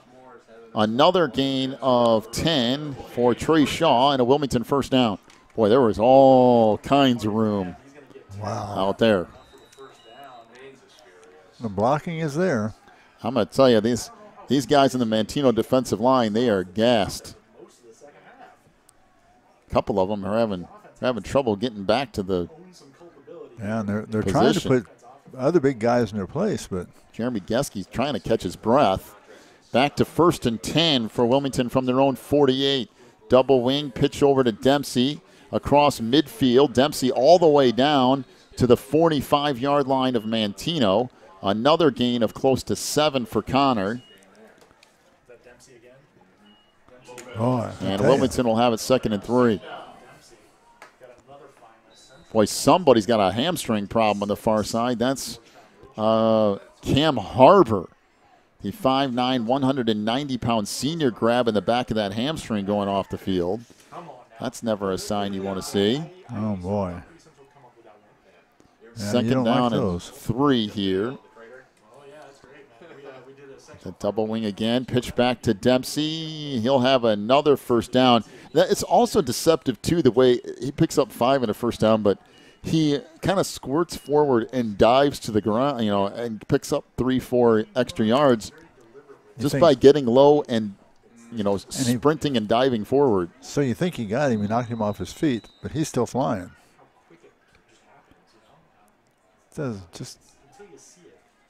He's just an amazing little runner. I mean, he can keep bringing it at you.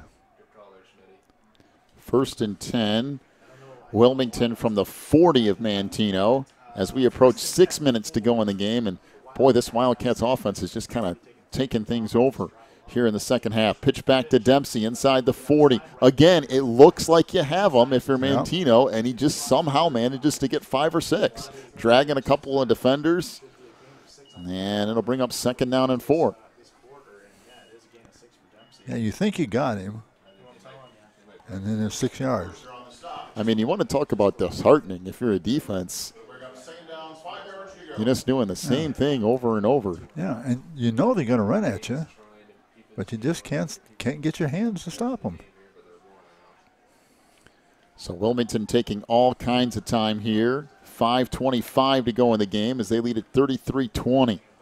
Back to the double wing again for the Cats. Pitch back off the right side. This is Sam Hafner, who will pick up maybe a couple. And this is the one spot now if you're Manteno. If you can somehow get a little bit of momentum, rise up and get a stop, there's still plenty of time here. Oh, they can score. But you desperately need to make a stop here. If you go much farther than this, it's going to be really difficult. But this is really the one opportunity that Manteno has had in this drive to get off the field. 3rd down and 3, close to 4, and the ball resting at the 33 of Manteno. Back to the double wing again. Pitch comes back to Dempsey. He's going to have another 1st down. He just slices right through. Inside the 30 to about the 28. Another gain of 5 for Connor. And quite honestly, that's going to just about do it. 4:30 to go in the game. The clock's going to run again. Now, if you're Manteno, you still got to have some timeouts you can work through. But you need to get a stop somewhere, though. Yeah, there's no point in using them if you're giving up 5 yards a carry. Yeah, if you can get a stop, get them down a 1 yard gain or something, you might be able to call a timeout. Back to the double wing here. Hopwood under center. Pitch back to Dempsey inside the 25. Well, that's a gain of 4 or so. That's a pretty good effort from Manteno's defense. Yeah. Under 4 minutes to go. There's only a gain of about 3 that time around. And really, if you're Manteno, I would almost consider using those timeouts right there. I think I would have used it right there because if you let much more come off this clock, you're not going to have any time left. They got all 3, right? Yeah, I think so. I mean, back to 2nd down and 7 from the 24. Hopwood's going to keep it himself. And he'll get maybe 3 or 4. Again, I think if I'm Manteno, That was your kind of one shot at it. But the Panthers apparently are willing to kind of let it ride here. 3rd down and 4 for Wilmington. Well, they know they can score fast. From the 22. They get a shot at it, they can put the ball down the field. Be sure to stick around for our postgame show brought to you by Warren's Collision Center over there in Braidwood. We'll talk to the head coach of the Wildcats, Mr. Jeff Reintz, give you all the final stats on this as well. Pitch goes left side. Dempsey trying to get the corner. He's going to get another first down. Wow. Inside the 20, down around the 15. Beautiful, beautiful run. Be the 16, a gain of 6 for the Cats. He just strung that out across there till he got to where he wanted it, and then he turned up field quickly. By the way, that post-game show brought to you by Warren's Collision Center. We'll check the stats. We'll also talk to Coach Reintz, and we'll have our final check of the IHSA football scoreboard brought to you by Odekirk, Allred, and Associates. The one score we kind of talked about a little bit tonight. Morris ends up defeating Coal City 21-7. I think for Coal City, that's a well-fought game. Yeah. Yeah, I think there's no shame in that for sure. No. 1st and 10 from the 16. Pitch comes back. Oh, big hole up the middle, and this might go for 6. It does. Touchdown for Wilmington. Sam Hafner with a 16-yard touchdown run. Boy, we talked about Trey Shaw tonight. We've also talked a little bit about Sam Hafner. Wow, there he is. And Wilmington tacks on another one. 39-20 is the lead for the Wildcats with 1:58 to go in the game. Oh, boy. That's about 7+ minutes there on that drive. Well, the big difference in this game has been the Wilmington offense in the second half. Yes. It's just turned into a juggernaut. So Trey Shaw on to attempt the extra point here. Wilmington's had plenty of, that was really high snap. And again, this is no good. And there's some things. They're gonna have to get this. There's some things to take a look at. 39-20, the lead for Wilmington, 1:58 to go. We'll take a break, come back with more in a moment. You're listening to Cats Football on the Christian Internet Sports Network. If you're looking for more information on Wilmington Wildcats football, then check out the Catbackers every Wednesday at 7 at Tuffy's. Each week, Coach Reintz goes over game film, takes questions from the audience, and presents the Offensive and Defensive Player of the Week awards. Plus, you'll get to hang out with other Wildcat fans and get the inside scoop on next week's game. So be sure to check out the Catbackers every Wednesday at 7 at Tuffy's.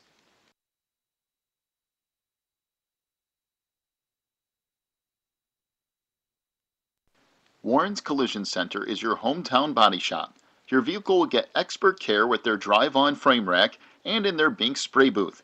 Warren's offers free estimates, pickup and delivery service, and they will get you set up with a loaner car while yours is in the shop. Warren's Collision Center is located at 242 North Front Street in Braidwood, or online anytime at warrenscollision.com. That's warrenscollision.com.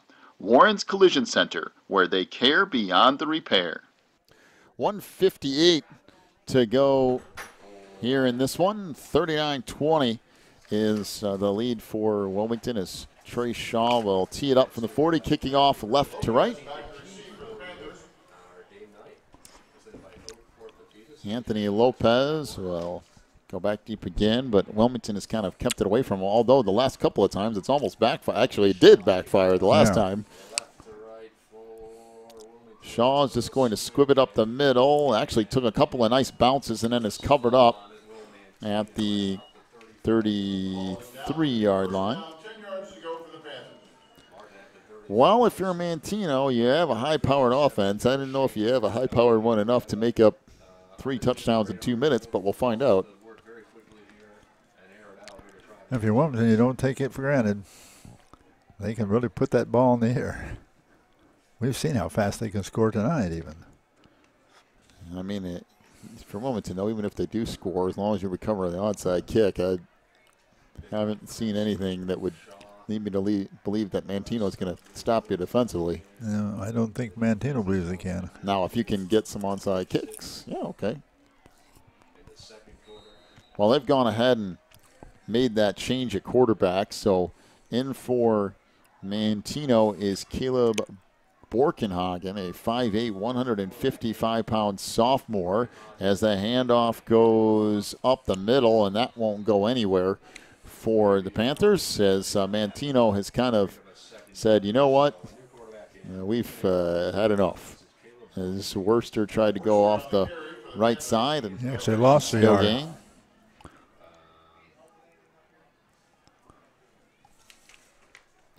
Well, and if you're Manteno, really, you don't want to mess around and get Shane Warren hurt. That's right. I mean, there's not much. This game's lost point anyway. That. So, yeah, take your quarterback out. Don't get him hurt. Get yourself set up oh, for yeah, next Manteno's got plenty of success coming their way. You don't want to, take any chances with that here in week one. Two receivers to the near side. That snap bobbled.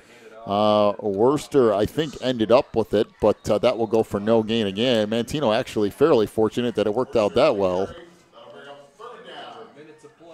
Under a minute to go in this fourth quarter. Almost got his yard back.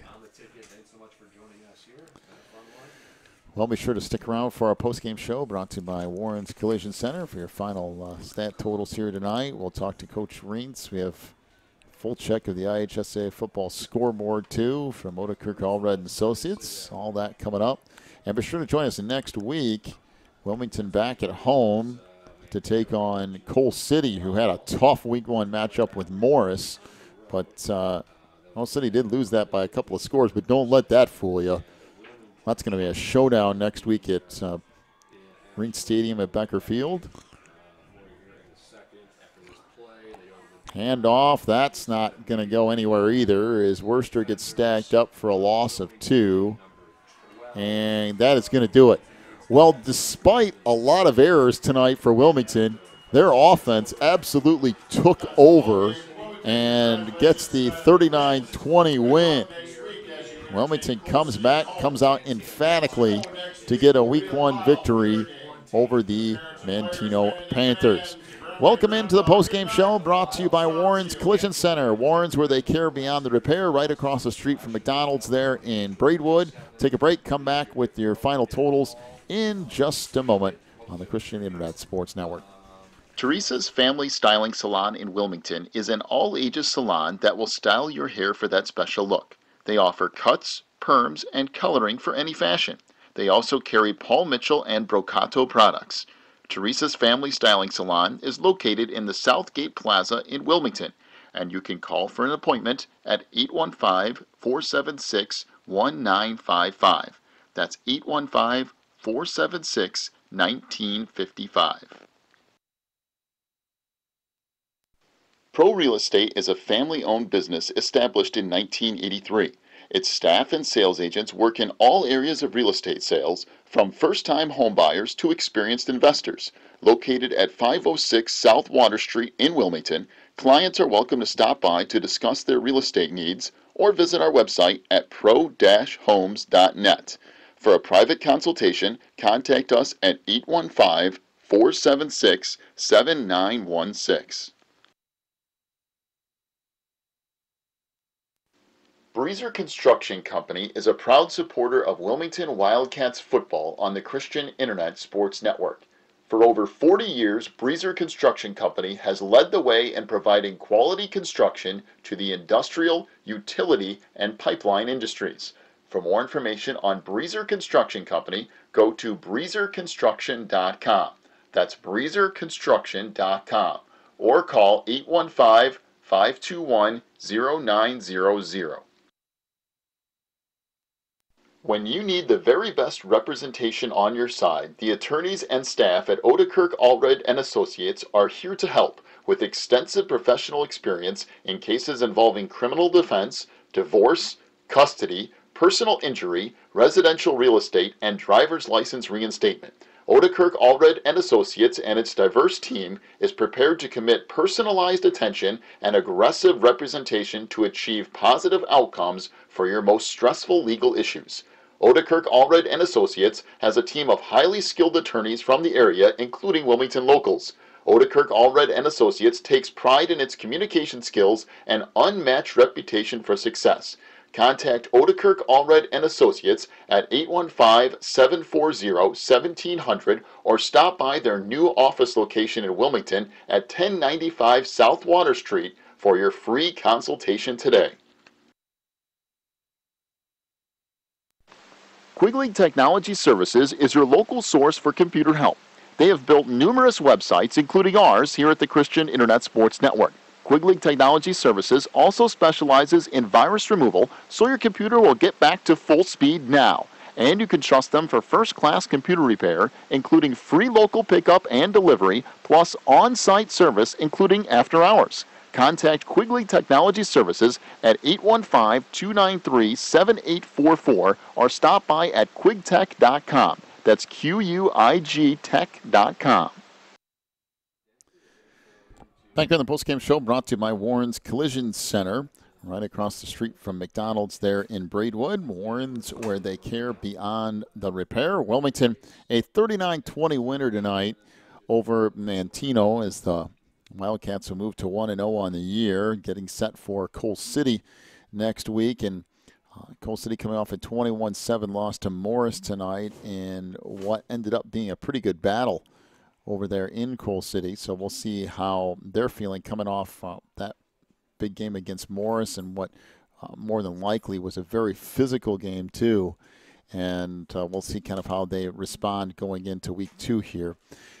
Final totals, first off, for Manteno rushing the football, Shane Warren, 11 rushes for negative 22 yards and a touchdown. Of course, the sack yardage is kind of thrown in there too, so that kind of skews it a little bit. Davey Worcester, 9 rushes for 34 yards. Manteno on the night, 20 rushing attempts for 12 yards and a touchdown. Through the air, Shane Warren was 11 of 19 for 191 yards, 2 touchdowns, and 1 interception. Daniel Barrios, 2 receptions for 78 yards and a touchdown. Cameron Rodriguez had 2 receptions for 31 yards. And Anthony Lopez, good night for him, although all of that, I believe, in the first half, wasn't it? 7 receptions for 82 yards. Yes, all in the first half. Touchdown tonight. 191 through the air, 12 on the ground. That's 203 yards of total offense for Manteno here tonight. For Wilmington, let's just get this out of the way. They did not complete a pass. They did attempt one, though. Yes, they did. 0 for 1 on the night. A bunch of kind of sloppy things going on, drop snaps, a couple of fumbles that they recovered, just a lot of stuff across the board. But when it came right down to it, the rushing attack for Wilmington was unstoppable for Manteno, and eventually that proved to be the winner for Wilmington. Keaton Hotwood running the ball tonight.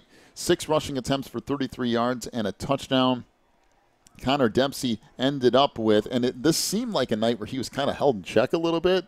Yeah. But when you look at his numbers, 27 rushes for 150 yards and 2 Not touchdowns. You'll take that most nights. Trey Shaw, 12 rushing attempts for 78 yards tonight. And Sam Hafner, 10 rushes, 53 yards, and 2 scores. Wilmington on the ground, 55 rushing attempts, 314 yards and 5 touchdowns. The other score came on a Connor Dempsey 51-yard interception return in the first half.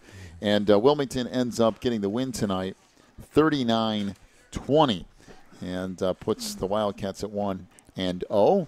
We'll talk to Coach Reitz here in just a few minutes when he heads back up here. This gives us the opportunity to check the IHSA football scoreboard, brought to you by Odekirk Allred and Associates.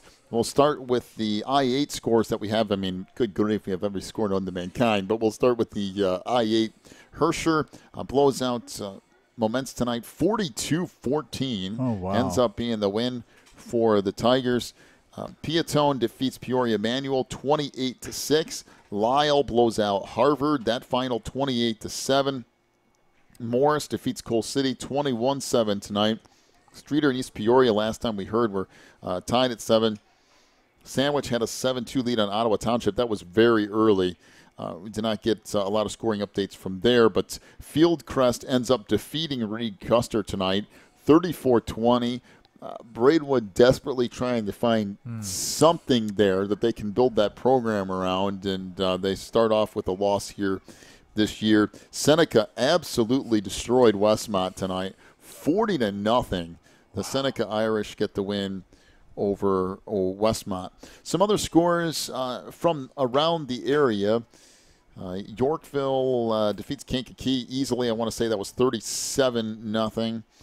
IC Catholic, we mentioned that game earlier. Of course, the team that's repeated a couple of times there in 3A. They beat Belleville Althoff Catholic tonight, 50-14. So you have that to look forward to if you're in 4A. Dwight loses to Marquette. The final there, 28-7. Some other scores from around the area. Joliet Central, who's kind of been on the uptick a little bit. I think they won 2 or 3 or something last year. They defeated Romeoville tonight, 19-0. Plainfield North, 19-17 over Joliet West. It was Oswego, 65-0 over Plainfield Central. Oh, my. Plainfield South, 14-7. That's now a final against Minooka. Boy, that's something. That's a battle. Also, let's see if we can find anything else here. Oswego East, 19-0 over Plainfield East. We'll kind of go through some of the rest of these as we wait for Coach Raines to come up here. Rolling Meadows, 13-7 over Glenbrook South. That's a final tonight. Glenbrook North, 21-6 over Wheeling. It was Batavia, 22-15 over Lamont. That's now gone final.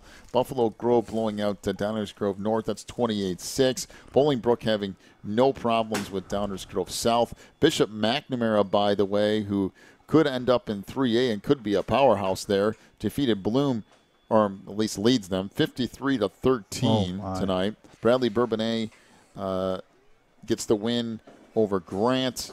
It's trying to look see if there's anything else in here. There's nothing on that. Let's go back to this board again. St. Viator and Mount Prospect tied at 13.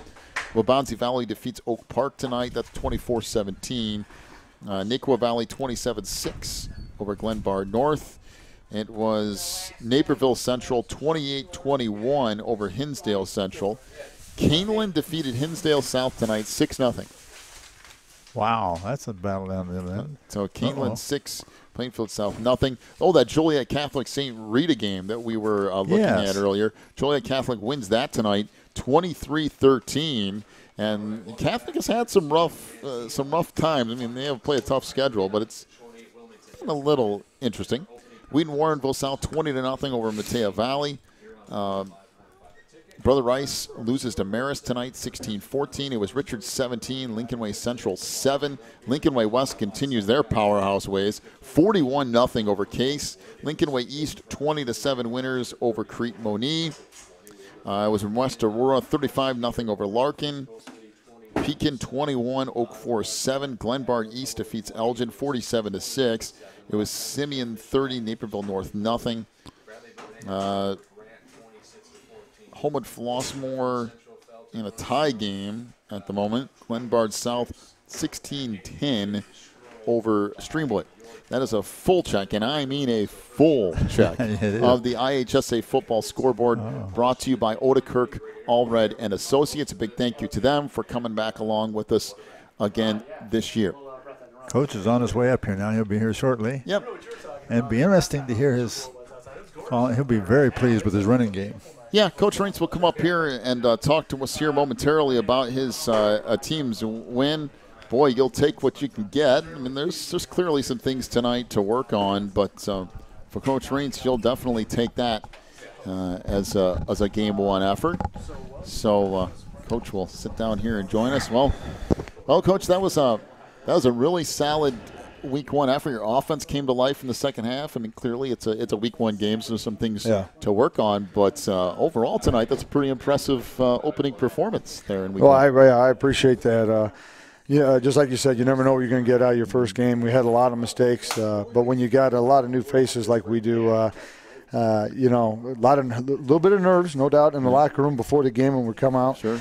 But I think our kids got a little confidence as the game went on, and the kids relaxed and played well. We gave up the big play defensively. That's something we're concerned about. But also, let's give Manteno credit, too. Sure. The Warren kid's a great kid back there, and I thought he did a nice job finding some receivers and doing some things there tonight. So we're going to relax with this one tonight. We know we got a big one next week with the Colders, but for us to come over here to Manteno and get a big one, that's huge for us. You know, one of the things we look at each and every year is kind of who's going to fit in what spots. And Trey Shaw coming in tonight, he had a good year last year on the lower level and comes up kind of, okay, what are you going to see from him? And all of a sudden, he goes out there and puts up the effort he did tonight. And even Sam Hafner coming in opposite Connor Dempsey. That's the three pretty good backs to throw out there. Two guys. First off, I'll talk about Trey. We didn't say much about Trey in the preseason here, but real good back, isn't he? He's got he's going to get better and better too as time goes on. I think two other kids I'm real happy for. One is Sam, and he's got a little pick me up to his step. And last year against Manteno, broke his collarbone. Yeah, he's done the rest of the year. That's right. Last year, Cam Harbor in the third game of the year got into a car wreck. He was done the rest of the year. Watching those guys play tonight and to be over their injuries and to play well, boy, I was real happy for those two guys particularly, but for all of our kids. I mean, we just like everybody, we work real hard in the offseason and in the preseason, and for us to come over here and get this win, it's big for us. You know, we talked a little bit the other night about that matchup with your line versus Manteno and the fact that there's so many big guys on the other side of that and how your guys would hold up. And they just kept battling away, and the strength and speed, I think, overall there kind of got the best of Manteno. But your offensive line, boy, that second half, they just took over and worked the clock. It really was, and if we keep putting Manteno's offense out in the field constantly, they're going to score. I mean, they just got too many weapons. And so I was the biggest cheerleader over there with our offensive line. Hey, let's just keep moving the ball. And one thing I was real happy about that I was telling the reporters earlier was we stayed away from penalties. We didn't end up in 3rd and long. I don't think all night, except maybe once or twice. And in the first game, for us not to have illegal procedures and all that, I was real happy. We had some other flags and stuff we got to clean up. We got to clean up our extra points. We're not doing well with that, but. You find out when you play a good team, you're going to find out what you're good and what you're not good at. We're going to make those adjustments. Well, you get Coal City next week, and with a very good. By the way, I-8 across the board tonight did very well. Coal City and Morris, of course, that's a little bit step up there to play the Redskins. Sure, a huge step. 21-7 tonight. Coal City hung right in there. Okay, that's a team that coming next week, even off of a loss. Boy. That's a showdown next week. Oh, yeah. It'll be jacked up. And your typical Coal City and Wilmington, we got a lot of respect for those guys. They got a lot of guys back, and everybody's picking them to win the large, and that's with good reason. Boy, they got a lot of great kids, and Danny doing a good job his second year coaching over there. And for them to battle Morris like they did, I think says a lot for them. All right, Coach, congratulations on a Week 1 win tonight. We'll go back home next week for Week 2, and we'll see what you got for the Coach. And let's see what we get. Yep. All right. Congratulations. All right, Coach Jeff Franks joining us here on the Postgame Show, brought to you by Warren's Collision Center over there across the street from McDonald's in Braidwood, where they care beyond the repair. And Plano loses tonight to Aurora Central Catholic 22-20. That's the first scoring update we got all night from that. Plano loses 22-20. Well, that'll wrap things up tonight for Week 1. Boy, I think overall that's a good effort for Wilmington. They kind of put it all together tonight. There's a lot of, Coach Raines is talking about, there are some things there that need to get cleaned up. There's some things there that are going to get worked on. It's Week 1. I mean, you're going to have some of that. But I think that the core here of Hopwood, Shaw, Dempsey, Hafner, that group with the offensive line, the way they work tonight, I think there's a lot to be excited for on Wilmington's side of the football for sure. Well, we knew Wilmington had some good running backs in their stables.